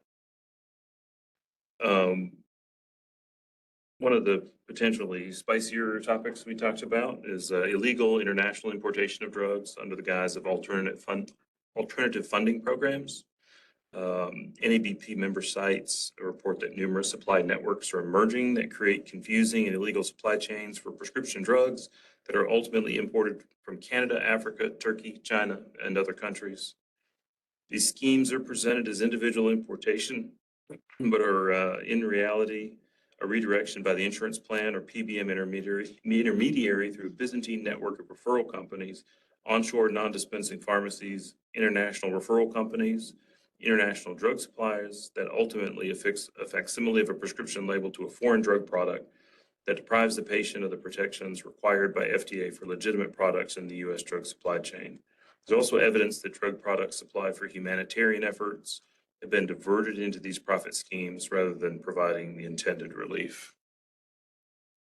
Med spa regulation was discussed. Numerous states, including Alabama, report significant concerns with the relatively unregulated med spa space, with emerging services, including hydration, weight management, and unapproved peptides. As with the recent case in Coleman, many states are challenged with jurisdictional issues with the gray market peptides not labeled for human use, sold by suppliers who are not registered with the FDA. Weight management, peptide, and hydration clinic spaces are fraught with concerns around an unsafe lack of aseptic technique and inappropriate dispensing from the clinic setting. We continue to engage with medical examiners, Board of Nursing, the Office of the Attorney General to help characterize the issues we're finding in Alabama and help formulate potential legislative solutions. In the email that goes out after this, we have our information about PDMP. As always, we encourage every pharmacist to create a PDMP account. Check the common errors, DEA number, patient address, NDC number. There are conferences coming up from ADPH with the links that will be included there. Those will be August 18th in Huntsville. August 18th in Mobile, August 20th in Huntsville. And then Department of Insurance, licensees should be aware there's new information, new FAQ to help guide them through building a complaint there, updated facts, numbers. Kelly can tell her own story, but there is a link there to the compliance division with Alabama Department of Insurance. And with that, I will yield the balance of my time. Any questions? Secretary Leonard. I have a question. During the NABP, did any of y'all that attended, what was the discussion? What were other states looking to do with this new rescheduling of THC? Did y'all have any discussions with them? Did anyone specify how they're gonna deal with it? So I've talked to DEA. Not a ton of discussion coming from the other states because they either have medical cannabis programs, which is not really affected by it in most cases. I mean, it's rescheduled to Schedule 3, but it's already controlled under a state license, and so nothing really changes there. I don't think it's really landed for people yet because that information on CBD products being Schedule 3 really came through a NASCA call that we're a member of NASCA, National Association of Controlled Substances Authorities. So I don't think that really has landed yet, that pretty much every CBD oil product will be Schedule 3 if nothing changes. So that was not a part of the conversation at NABP. All right, just curious. Thank you. All right, any other discussion? All right, we'll move on to our attorney's report. Thank you, Mr. President. Ladies and gentlemen, good to see you this morning.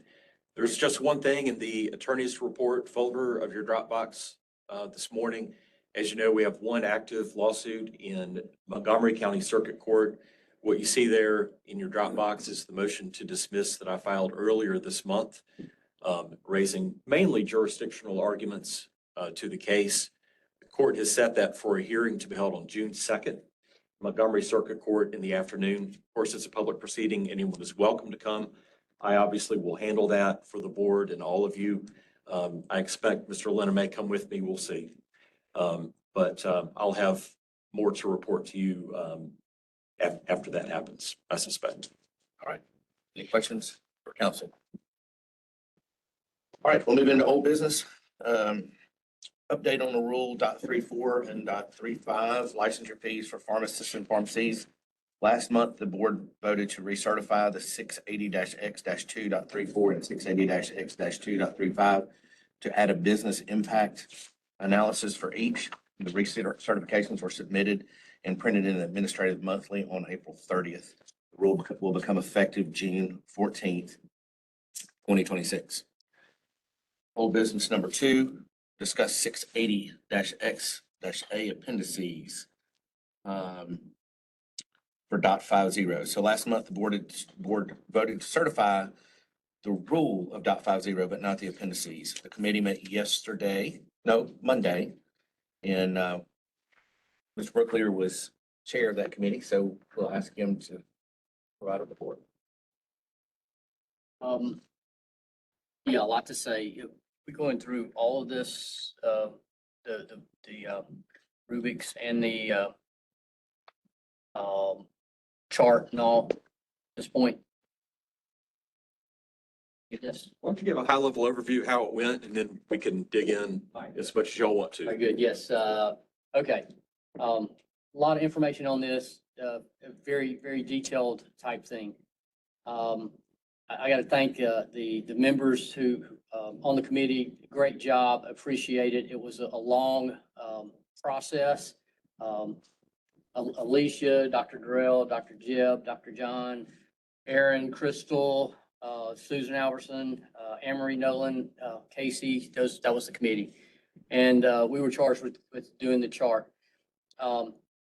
Aaron did a great job, and I'll let him talk to you about the rubrics of how to determine at what level these fines will be. But a couple of initial points. There's been, in my opinion, a lot of misunderstanding about these fines.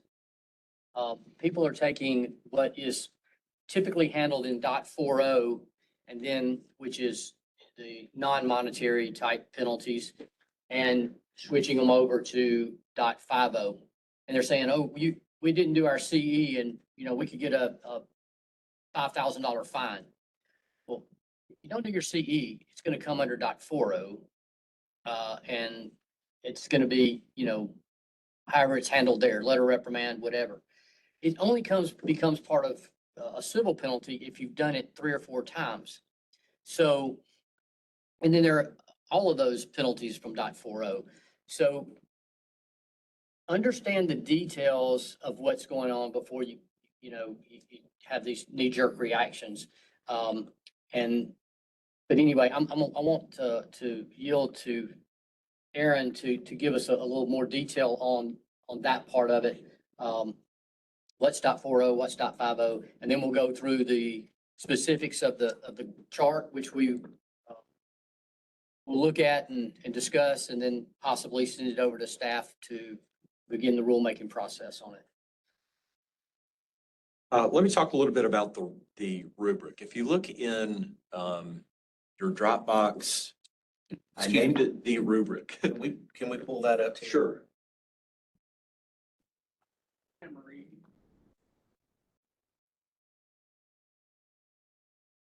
Okay, sorry, I didn't want to. No, slow you down, but I would like.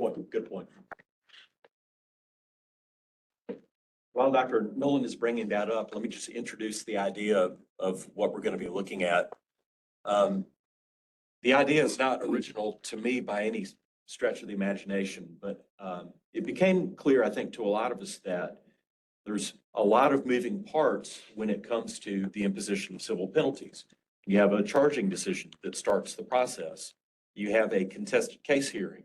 You have deliberations. And so the statute requires us, the sunset statute requires us to create ranges for specific violations. But then there's a third question after that, which is after the board hears a case and goes back into deliberation, how is the board going to arrive at a number within the range? Is it going to be $100 every time, or is it going to max out every time? Or, how's that going to work? And I think there were a lot of question marks around that. The statute, there you go. And further to that, the statute gives us 3 statutory factors that we are supposed to consider when setting the amount of the fine. And help me out just a little bit, Amory, if you can bring it down. It's the extent, there we go, the level and scope of misconduct, the level of risk to public health and safety, and the compliance history of the violator. So the idea here is to amend, not to try to put all that in the schedules and the ranges themselves, but instead go to the front text of Doc 50 and implement a scoring methodology that would require you to score each case before you impose a civil penalty. Score the case on a scale of 0 to 100.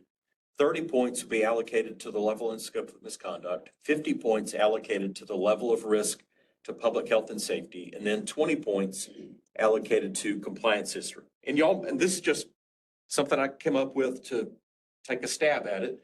If you think it should be 60 points on public health and safety or 80 points on public health and safety, I mean, this is just a starting point for us to look at.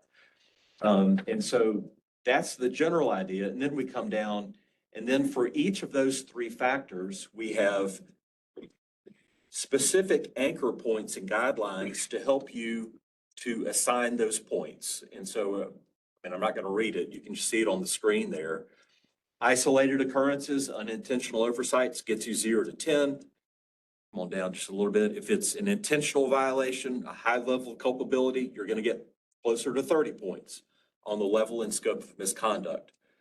On public health and safety, if there's really no public health and safety risk, you're going to get a 0 on that score.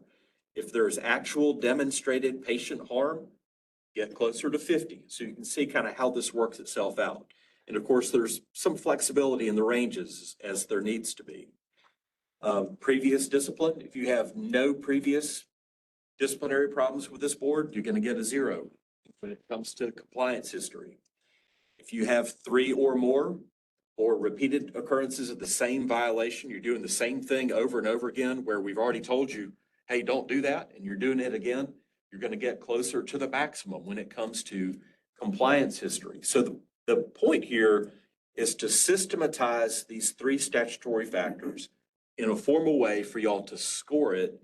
And then that helps you determine where in the range the actual fine will actually end up being. So you just sum those three numbers and that's the percentage of the range. Now, that is an advisory, I would call it sort of advisory with a star, okay, with an asterisk. The way I've written the proposed rubric, you can depart downward as much as you want, okay? Once you've kind of done that math and you've said, all right, the rubric amount is $2,500, but we just think it should be zero fine or $2,200 or whatever, anything you think is lower, go right ahead. You can go upward by 15% of that amount without any explanation. Just a little bit of flexibility there. But if you really think you need to go above 15% above the guideline range, the guideline amount, you just have to say why. In your written findings, you would just need to state the explanation why we think we need to go more than 15% above the calculated amount. Of course, in no case can you go above the range that's in the schedule, because that's the maximum. So that's the idea. That lets us have ranges that allow us to put in meaningful fines in the bad case, which a lot of us, like as the lawyer, I'm always thinking about, hey, what about the sterile compounding that goes badly? What about the manufacturer that distributes adulterated drugs with not complying with current good manufacturing practices, and a lot of people get hurt? Those are the big cases that, as the lawyer, I tend to kind of go worst case scenario. There's going to be flexibility here that lets you score those bad cases closer to 100. And that lets us have larger ranges where appropriate in the schedule. So that's the idea of the rubric. And if you'll scroll down a little bit further, the next thing that I wanted to talk about is one of the things that a number of us talked about, we talked about in the committee, is we wanted the public to see that all of the penalties are not monetary. And I really felt strongly that those non-monetary penalties, there you go, those non-monetary penalties needed to be in the chart. And with the rubrics and with this part added to .50, if we adopt that, then it's not necessary to put in the chart. We're going to send a letter of recommend for corrective actions or remedial continuing education, those sort of things. So Aaron's added that to the .50 in the verbiage part of it. So anyway, it kind of solved the problem without having to put it in there, because legislatively they said put a range of numbers. They didn't say you could do anything else. So we thought, well, they may get upset if we do that. So I thought this was a good alternative. I would ask the committee people that were there if you've got any comments to make so far, because I don't necessarily speak for the whole committee, but we seemed to be on the same page for the most part. But Rel or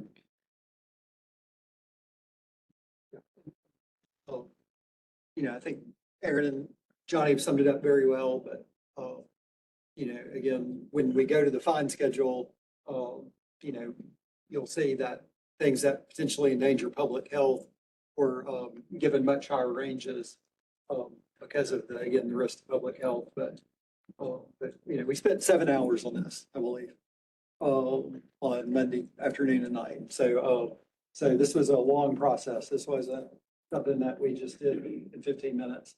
So is it perfect? No. Are there still places we want to change, and we'll get comments and update? Yes. But we're a lot further down the road than we were. Alicia? Yeah, I'm kind of the same with, what he said and what you said, but we definitely wanted to make sure that some of these that did fines where public health was at risk, that we didn't put that too low. Because when it comes to public health, that's our number one priority. So we don't want someone looking at the fine and, coming to a conclusion. It's easier for them to pay the fine than it is to do the deed. So, so anyone that's looking at it, if you see something that you think should be a little higher, that feedback is well taken, or, lower, either way. But, we definitely want to look at what would, impact public safety and make sure that we have a fine that will go in line with what someone may or may not do in the future. One more quick statement on the rubric. You know, what we're also looking at is, you know, a solution for this board and a solution for future boards to be very consistent and fairly apply this to licensees. So instead of trying to remember, well, would we charge this person or would we charge that person? Or if people get out and talk after, then at least there's some objectivity to how the fines were derived, if they were derived, based on this chart versus, you know, well, that was a chain pharmacy, so we hit them harder, or, oh, that was an independent pharmacy, so we hit them harder. You know, as you'll see on the fine schedule, you know, we created a lot of fairness and equity to guide this and future boards in trying to attain fairness. Dr. Marlboro, are you? Sentiment, yeah, no, and I do want to thank Aaron and the staff for all the hard work that they put into this. I think we are a lot further along in the committee as well. All right, any discussion or questions from the other board members to the committee? Or staff? So I guess I'll ask the other board members, the people who've been on the board, you know, would this have been helpful to have a tool like this as y'all made decisions in the past? You know, do y'all see this as being helpful and beneficial, or have we created something that's not necessary? Well, I think legislatively, regulatory, it's necessary because legislation says we have to have it. We've had a tool not near this robust in the past that we used, and we were advised to not use it.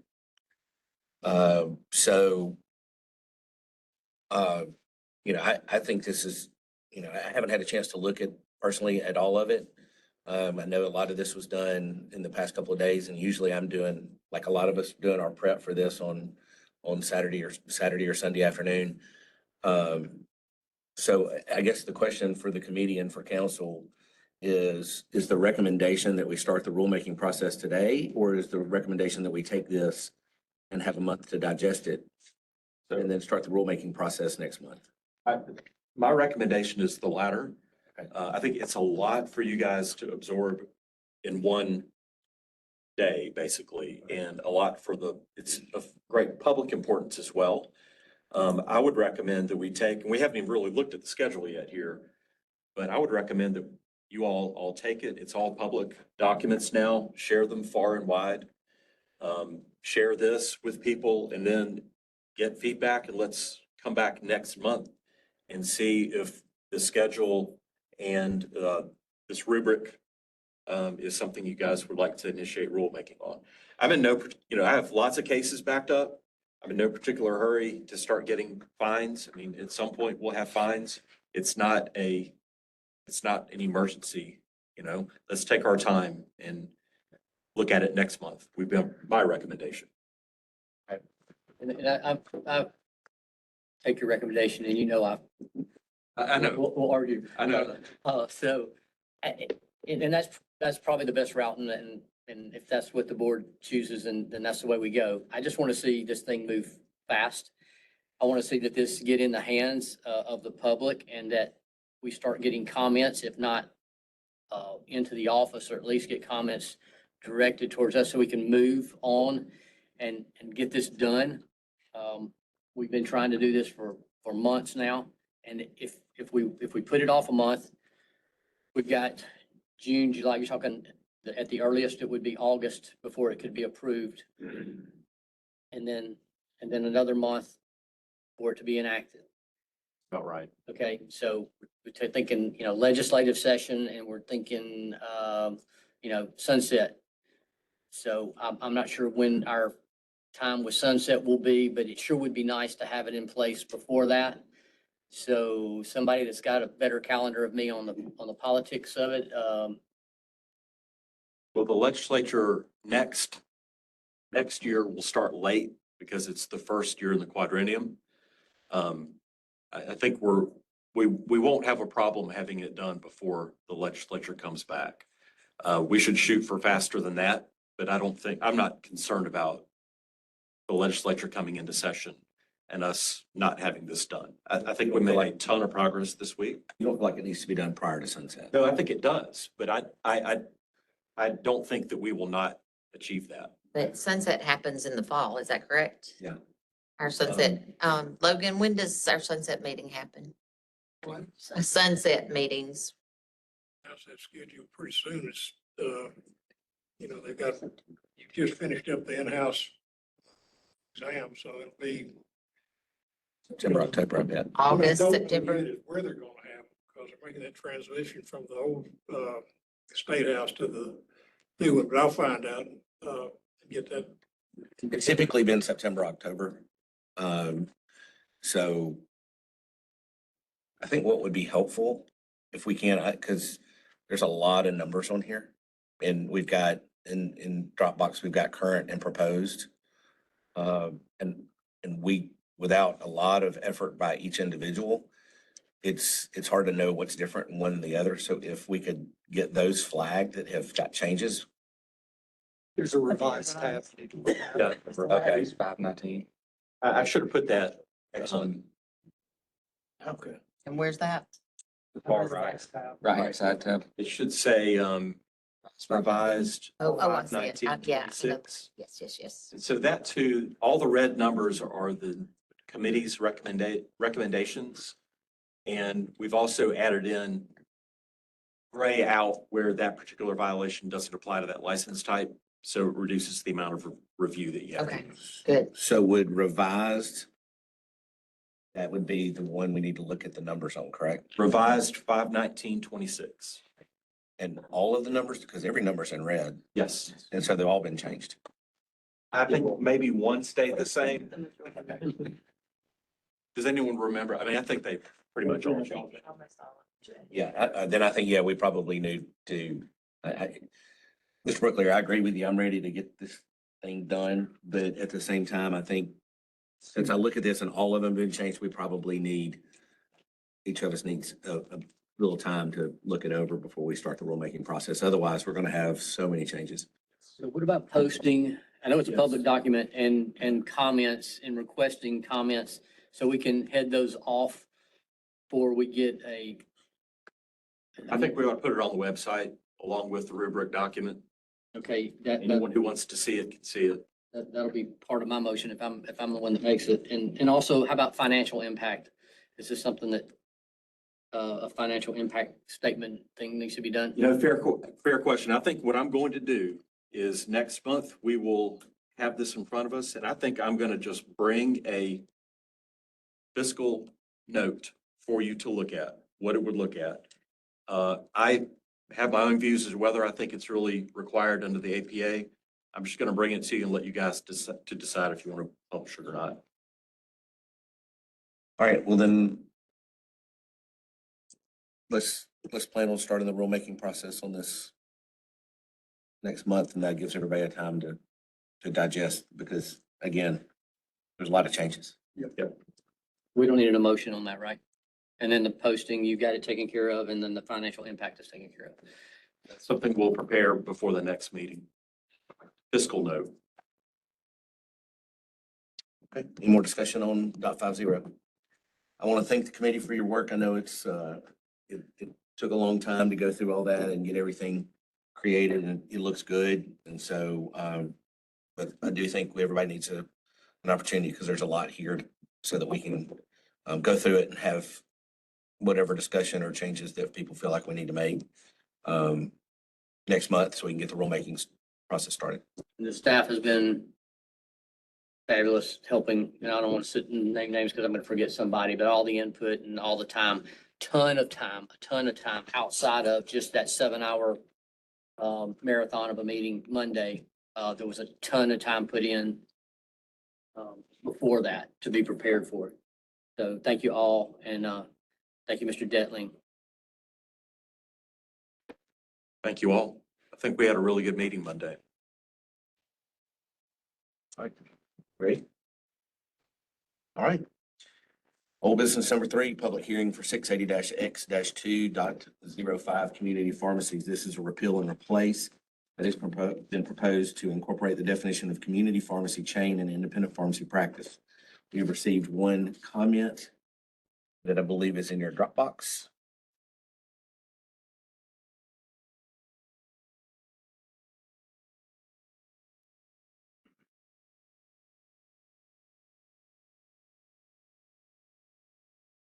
And then we have one speaker that has signed up to speak.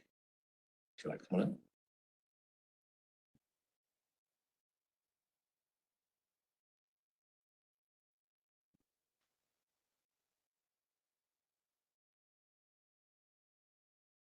Sherry. You raise your right hand. Do you solemnly swear or affirm that the statements you're about to make will be the truth, the whole truth, and nothing but the truth? Thank you. Guys, I'm Kelly Littlejohn Newman. I'm the Senior Director of the PBM Compliance Department with the Alabama Department of Insurance. I don't know where that came from, education. I've been schooled a lot over the last few months, so maybe that's where it came from. We want to say thank you for the opportunity to comment today. Commissioner Fowler has made it a very high priority that we get this definition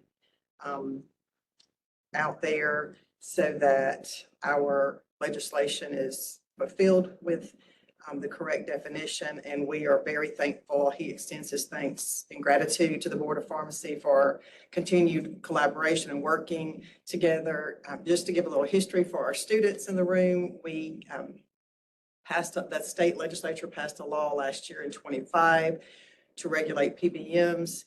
That PBM regulation had a specific definition of independent pharmacy that reflected back to the Board of Pharmacy's definition, but the definition in the Board of Pharmacy section was inadvertently removed with another piece of legislation that overlapped. So we were left with a no definition of independent or community pharmacy. So the Board of Pharmacy brought that forward two sections ago or several months ago, and there was some questions and comments on that, and legal decided it would be the best route, which it was, to repeal and replace, so that we started with a fresh review, and that's where we are. So this is the fresh review. The comments that we've submitted is complimentary and that we agree with the proposed definition.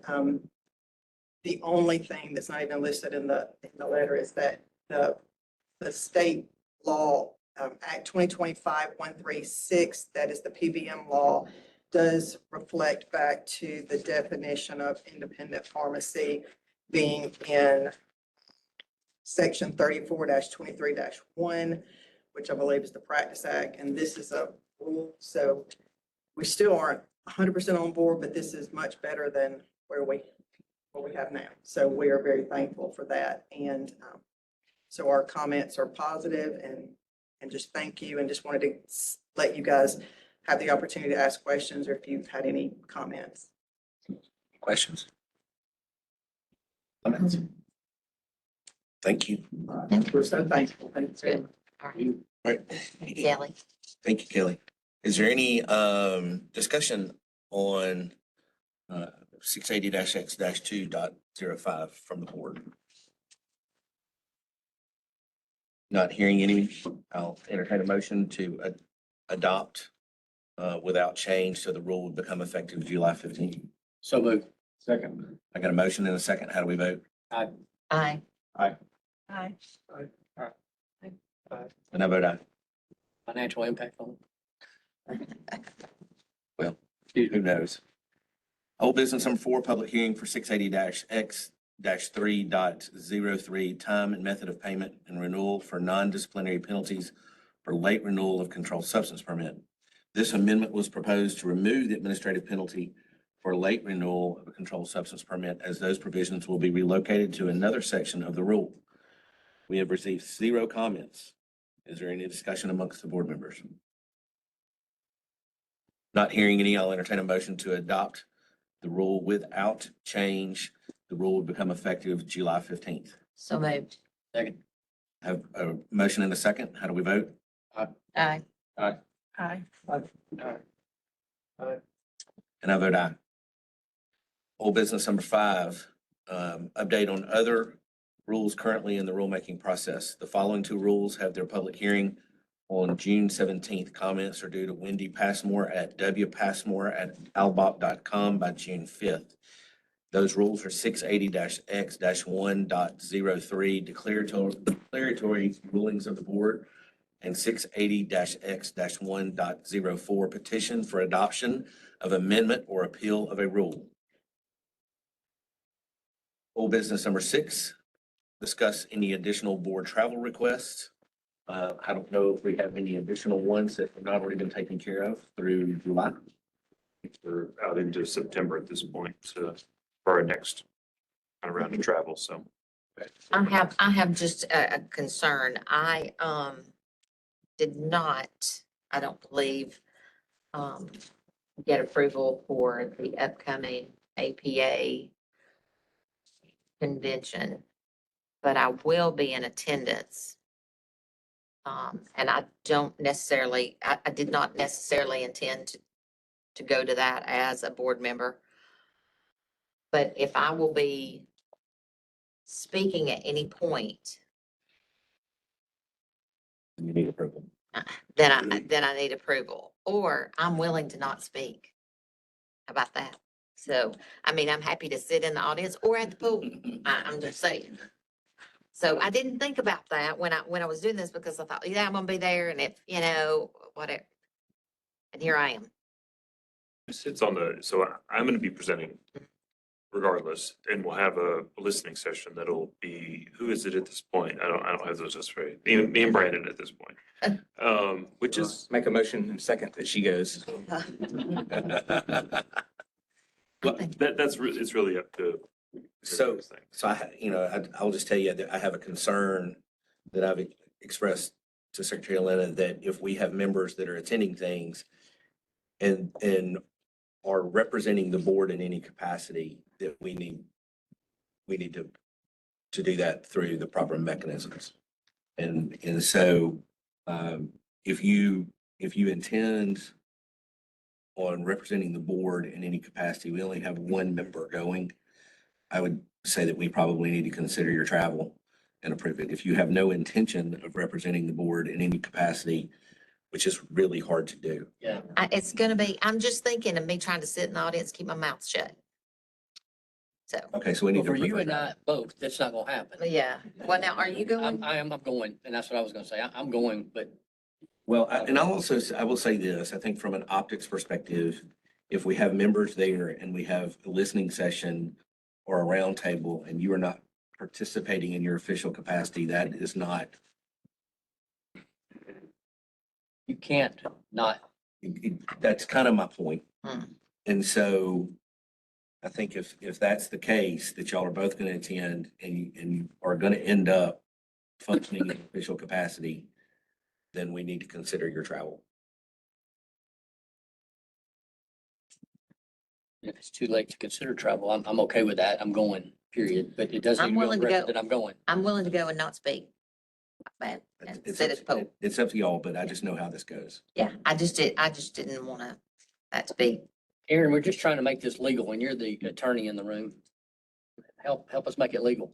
And a lot of it, too, I don't know that it's about legality, but I think a lot of it is about, auditors reviewing our books and saying, And us being compliant. yeah, and us being compliant with that, they ding you whether you underpay somebody or you overpay somebody. I mean, it's still equally, whether it's $1 or $1,000, they don't care, so I just didn't want to do something to show up. And again, I will just not have to be able to attend because I know I'll can't be silent. So I'm going to tell you, in my opinion, it's up to you. If you intend on, and I think we have one board member that's attending in official capacity. And so from a relationship standpoint, I would encourage y'all both to attend in your official capacity. It seems very reasonable that 3 of 9 board members would be represented at a state meeting. Seems very reasonable. Particularly for, our larger organization of the two. Because, one of the things that we need to be doing is engaging those that we regulate. And, if we're not doing that, then that's one of the issues and complaints that we've heard before that we're not addressing. And so my personal opinion is if we have the podium time and or we have the listening time, that we take advantage of that. I mean, they're setting aside an hour, 30 minutes or whatever it is as an organization to be able to have a roundtable or whatever the format's going to be with our board members, and we're going to have one there. And I don't think that's a good optic. No, I defer to your idea on that, your I mean, opinion. Mr. President, I would like to make a motion to approve the travel for both Dr. Giles and Brooke Lear for the conference in Mobile. I don't think it's practical to divorce their role as board members in their attendance at a statewide pharmacy conference. Thank you. Okay, thank you. Second. I gotta, I said, thank you. I've got a motion and a second. How do we vote? Since it's for me, I'm gonna have to abstain, I guess. Yes. I guess I shall abstain instead. Aye. And I vote aye. Okay, all right. Thank you. Sorry. Same consideration probably needs to be given to Dr. Knight for LSHP. So she's going to be attending. I'm going to be presenting, but I'm assuming you're going to be present at the leadership forum. Yeah. So the same thing with here. So are you attending that meeting as well? Which one? I didn't hear. LSHP summer meeting. Not able to this year. Well, I make a motion to add Dr. Knight's travel to ALHSP. Isn't that correct? ALSHP. ALSHP, excuse me. Second. All right. I got a motion and a second. How do we vote? Aye. Aye. Abstain. Aye. And I vote aye. Thank y'all. All right, discussion of 680 Just, yes. bookkeeper, any of you that have travel arrangements already, make sure you get that paperwork to Renee. I'll She's gonna kill communicate us. to her. Should we go ahead and discuss the September NABP District 3 in Multagon, since they're back to back in September, or wait? Let's wait till next time. Because I think we need a little time In for that. particular, some of the newer board members who want to talk about what those conferences are like and start integrating some of those folks into some of that attendance if we can. All right, item number 7 in old business, discussion of 680-X-2.40 non-disciplinary penalties. The Legislative Council sent a letter and raised some concern about the current language. Secretary Lena, Councilor Dedling, and I met with Representative Pringle, 2 weeks ago to discuss those concerns. And I'm going to now defer to council. Sure. Thank you, Mr. President. And I've not heard anything back from Representative's office. We did leave with him a copy of the proposed revisions to .40 that I presented to you last month. It sounded to me that the representative was pleased that we were moving in the direction to address their concerns. Obviously, we only got a few minutes with Representative Pringle, and he didn't have time to study and review that, but we did leave it with him. It seems to me, I think that we are moving in the right direction. And I think that we should discuss 680X2.40, the revisions that I propose. And I know Dr. Mitchell has a version of that too. And I think that we should discuss today, starting the rulemaking process to bring the front text of .40 more into line with what the legislature intended. All right, so we have 2 items here.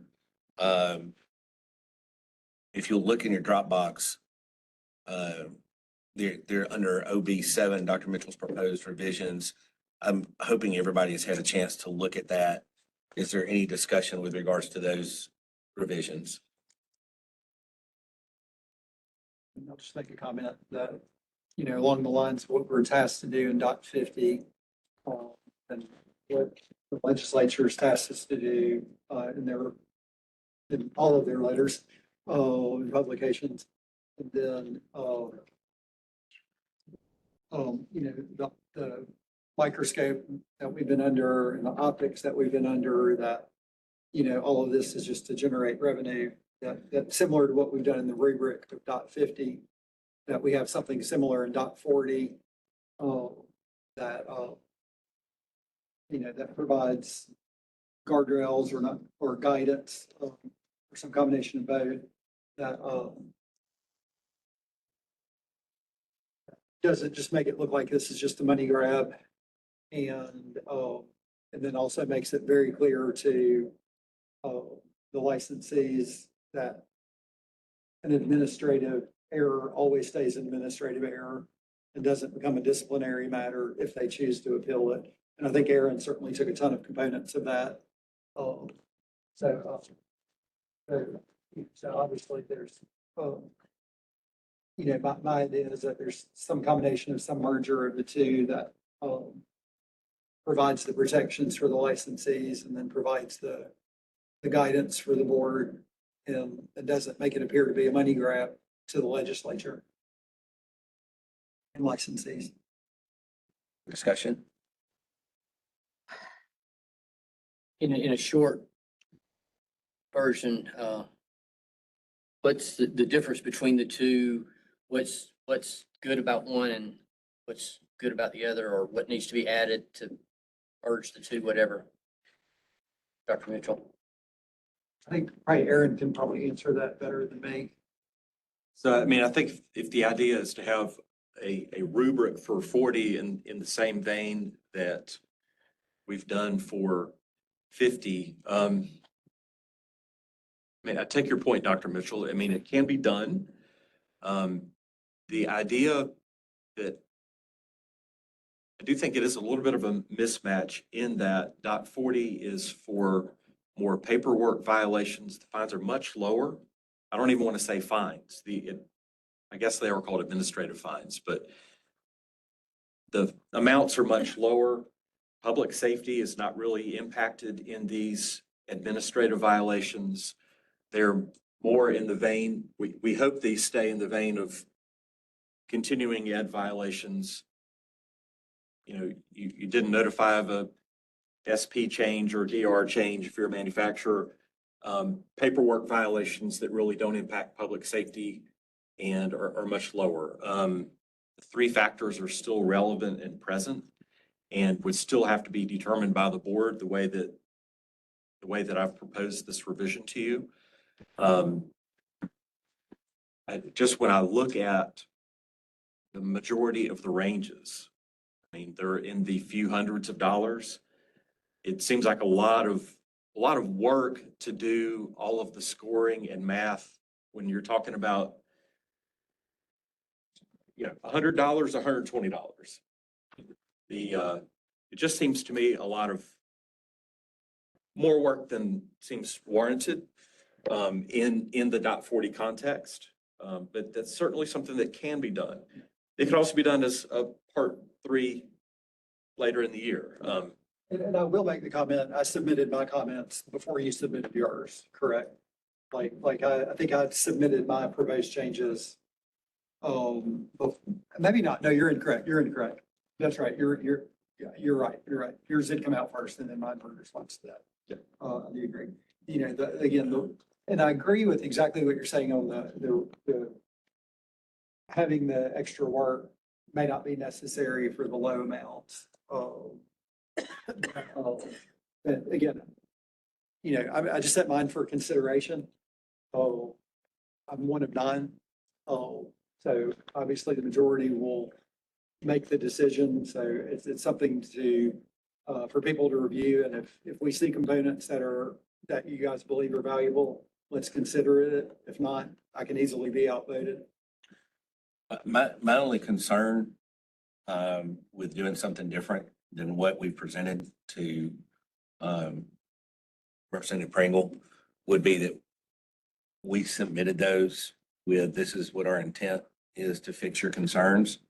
And then if we were to then do something different, although it may be well-intended, that might not send the right message.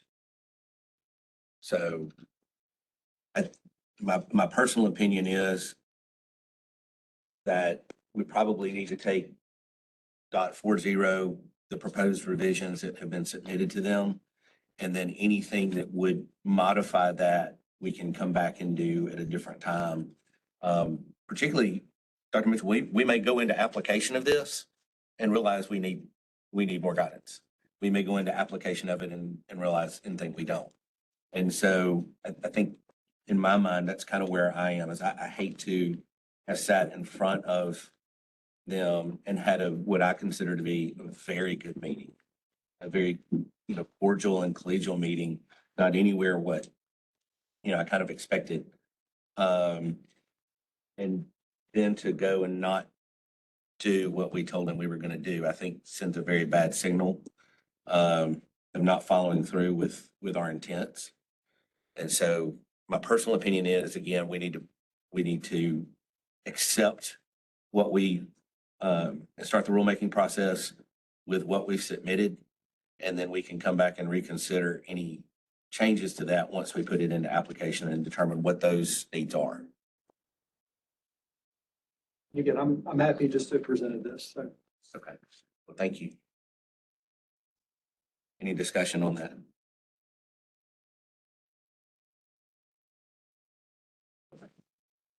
Somebody want to Make a motion that we start this in the rulemaking process, and let's go with the second version there in our list, Aaron's version, and take into account anything from Dr. Mitchell that may be warranted. in the future? In the future. Okay. Can I make one asterisk to that motion? There was something we talked about last month that I think, as I've thought about, I think you're right, Dr. Mitchell. Where I struck out has the discretion to and inserted will. Didn't you say that maybe that change was not well taken? Maybe it should say has discretion to instead of will. I'm not sure. Was that what we were talking about? It's because the board could make the decision to not fine, so if Right. it says will impose. Right. Fine, That then is you would be correct. allowed. Right. So why don't we make that, reject that change in the line that used to be little a and reinsert has the discretion to and don't insert will.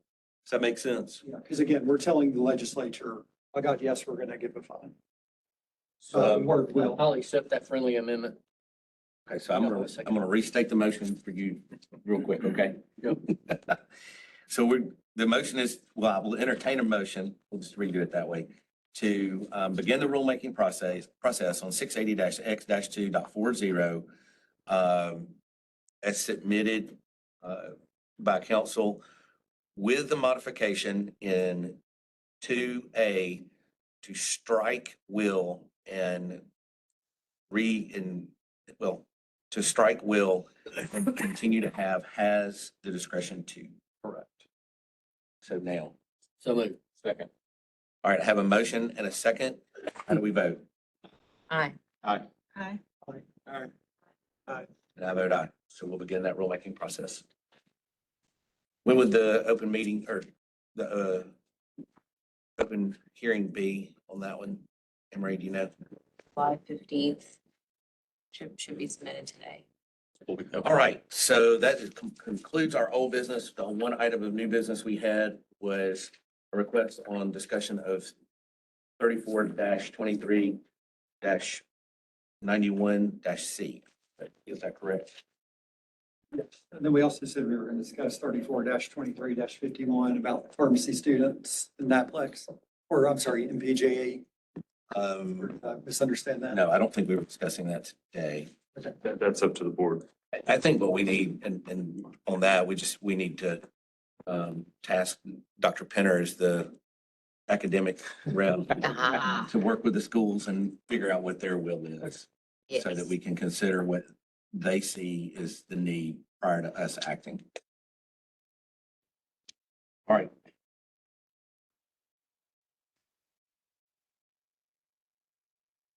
Session.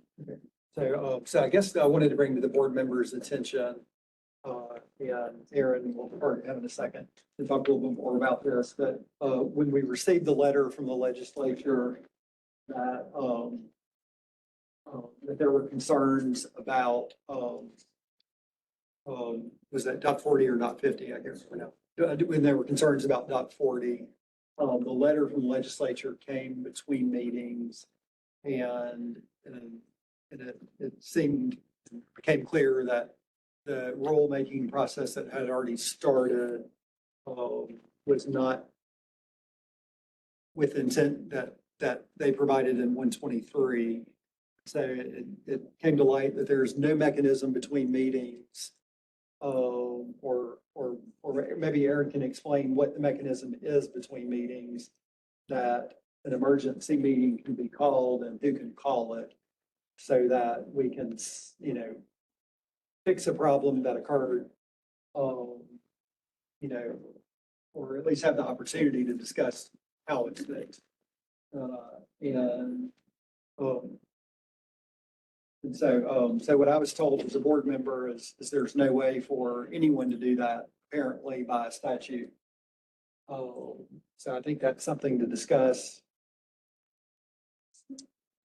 Well, so I will tell you, in my tenure here, there certainly is a way to call an extra board meeting. Typically, when we were trying to do these rules a year or so ago, we had a couple of extra board meetings that we announced and put on the calendar during our regularly scheduled meeting.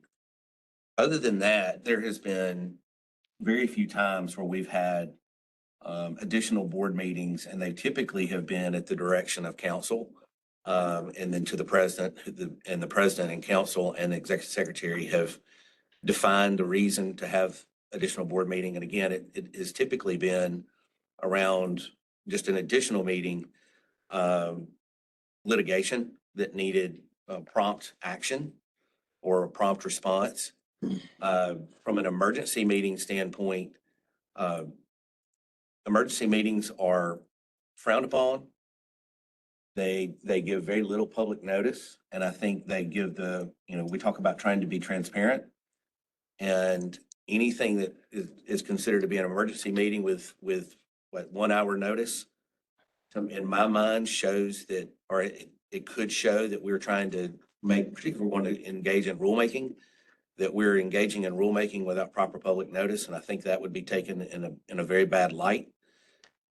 My personal opinion is that for an emergency meeting, there's several conditions that need to exist. And one of them likely is that we are under a state of emergency declared by the governor, or there is some imminent harm to patients if we don't take action.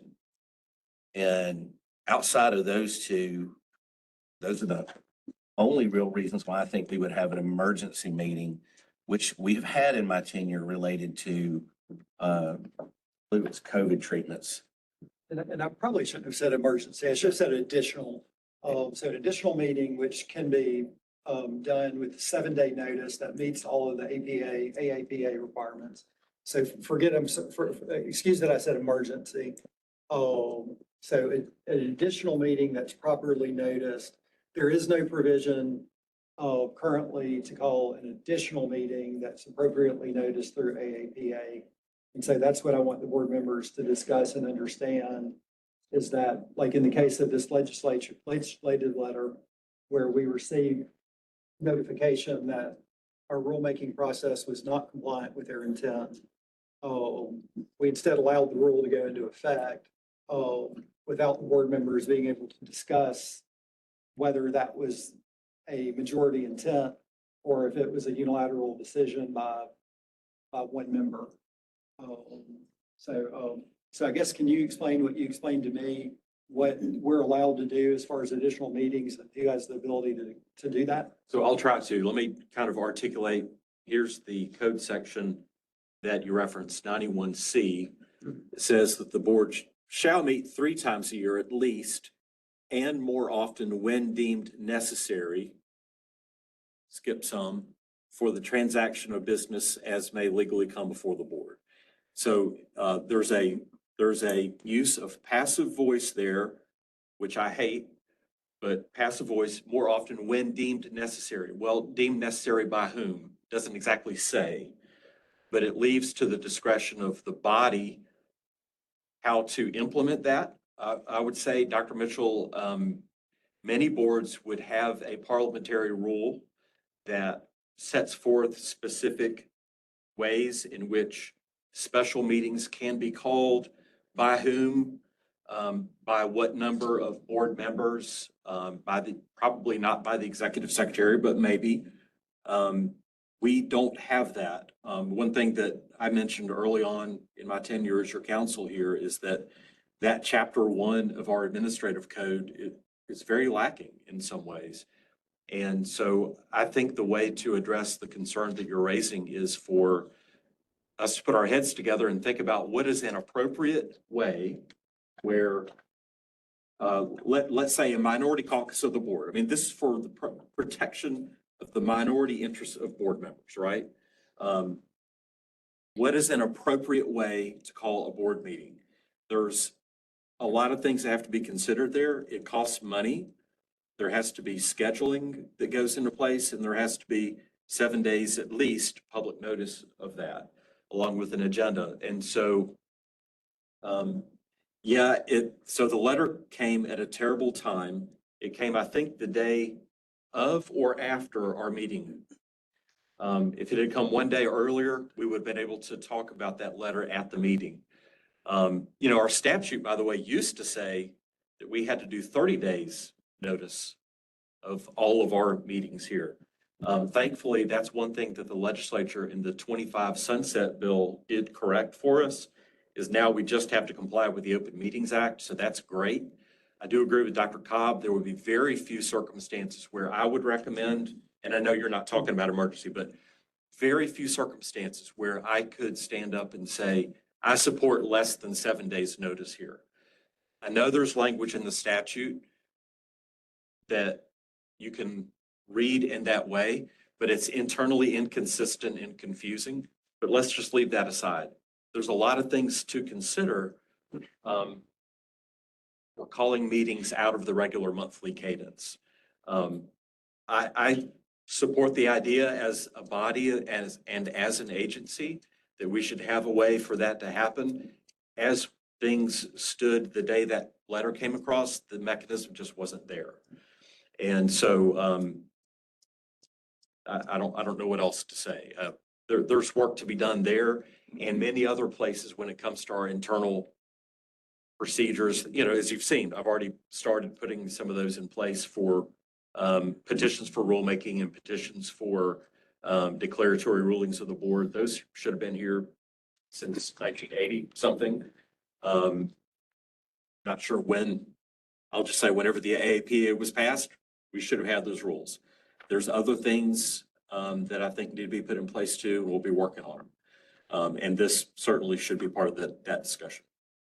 Council, can we task you with drafting that for us? Certainly. Absolutely. How many, do we think 3 members calling for a meeting would be enough? I think we're probably open to what you come up with. How do you communicate? Yeah, A quorum would be needed to have a meeting. I would think that a quorum could call it. Well, but the question is, how do you then 5 members kind of get in rooms and say, hey, let's have a meeting without deliberating it? There needs to be a way that the requisite number of the body say, hey, we got to have a meeting. And perhaps that triggers the executive secretary to do the work so that there isn't deliberation among those members. Does that make sense? Yeah, for sure. But yes, at most, it would be a quorum of 5. I think maybe 3. If 3 members want to have a meeting, that's probably enough, maybe 4. I think my concern being in Mobile, 3 members calling a meeting, that may not necessarily equate to a quorum being established when they want that meeting to occur. So that's a waste of time and resources in calling a meeting that we may not be able to have a quorum to have. Well, I think before we can even have a call by the executive secretary, there has to be an availability poll that staff would have to do. There are remote provisions in the AAPA. There are, but not for rulemaking. You can't do rulemaking with 5.1. Would you stop a rule? Or withdraw a rule? That, I think, would be rulemaking. Yeah. Yeah, so there are things that we can certainly do. You can't do contested cases. You can't do rulemaking with remote participation. There are other things that we could do. And again, the point I'm trying to make with this is like right now, who can call Yes. the meeting? Like, Yes. right now, if someone, like, who's the only person that can call an additional meeting? Well, again, typically what would end up happening, what's happened in the past is the need for the meeting has been expressed to council and to executive secretary, and they've provided a recommendation to the president on whether that meeting it needs to be called, and if it's a valid reason. And again, I can think of very few instances where we've even had an out of cycle meeting that wasn't added to the calendar in this meeting, where we knew we had something coming up. And in those cases that I can recall in my tenure where we've done that, there's been one that's been an emergency meeting for a specific patient care issue. And then there was been one or two that were specific to litigation for us, really for us to have an executive session so we could go into executive session with council. And those are the only times where we've called that. In this particular instance, I understand the need or the concern from, trying to address something with the joint committee. But the fact of the matter is they wrote the letter. What they wanted was a meeting with us to discuss it, not for us to withdraw it, not for us to, or in our interpretation from the meeting, what they wanted was to sit down and have a conversation, which we did. And it's in as a timely fashion as we could have. So I think, sometimes we're going to end up with that.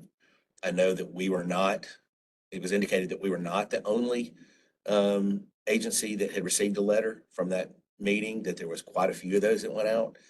And we were doing exactly what they had intended, and they did not indicate that they had expected us to do otherwise. If they had intended that, they certainly didn't wish that. So as C is now, only the president can call an additional meeting, in your legal opinion. Well, I didn't say that. As I said, that statute leaves it for the board to decide how to operationalize it, because again, passive voice when deemed necessary. Well, by whom? It doesn't say.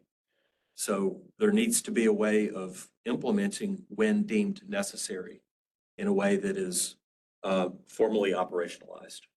Which I think is what I would propose would the board ask you to do. Exactly what an administrative rule is for. So can I entertain a motion to task council with clarifying how to call an off-cycle meeting of the board? I'll make that motion. All right, is there a second? Second. I have a motion and a second. How do we vote? Aye. Aye. Aye. And I vote aye. All right, that concludes everything that's on our agenda. Is there any other business to come before the board today? I Right. did have an Go ahead. update from our external communication consultant on the Sunset Committee dating. I'm sorry, John, I didn't hear you. Sunset Committee meeting. Uh-huh. It looks at least now like it's going to be October 29th with an October 28th work group date. Thank you. We'll see how that develops down the road. All right, with no other items on the agenda today, we are adjourned. Thank you, everybody, for their participation.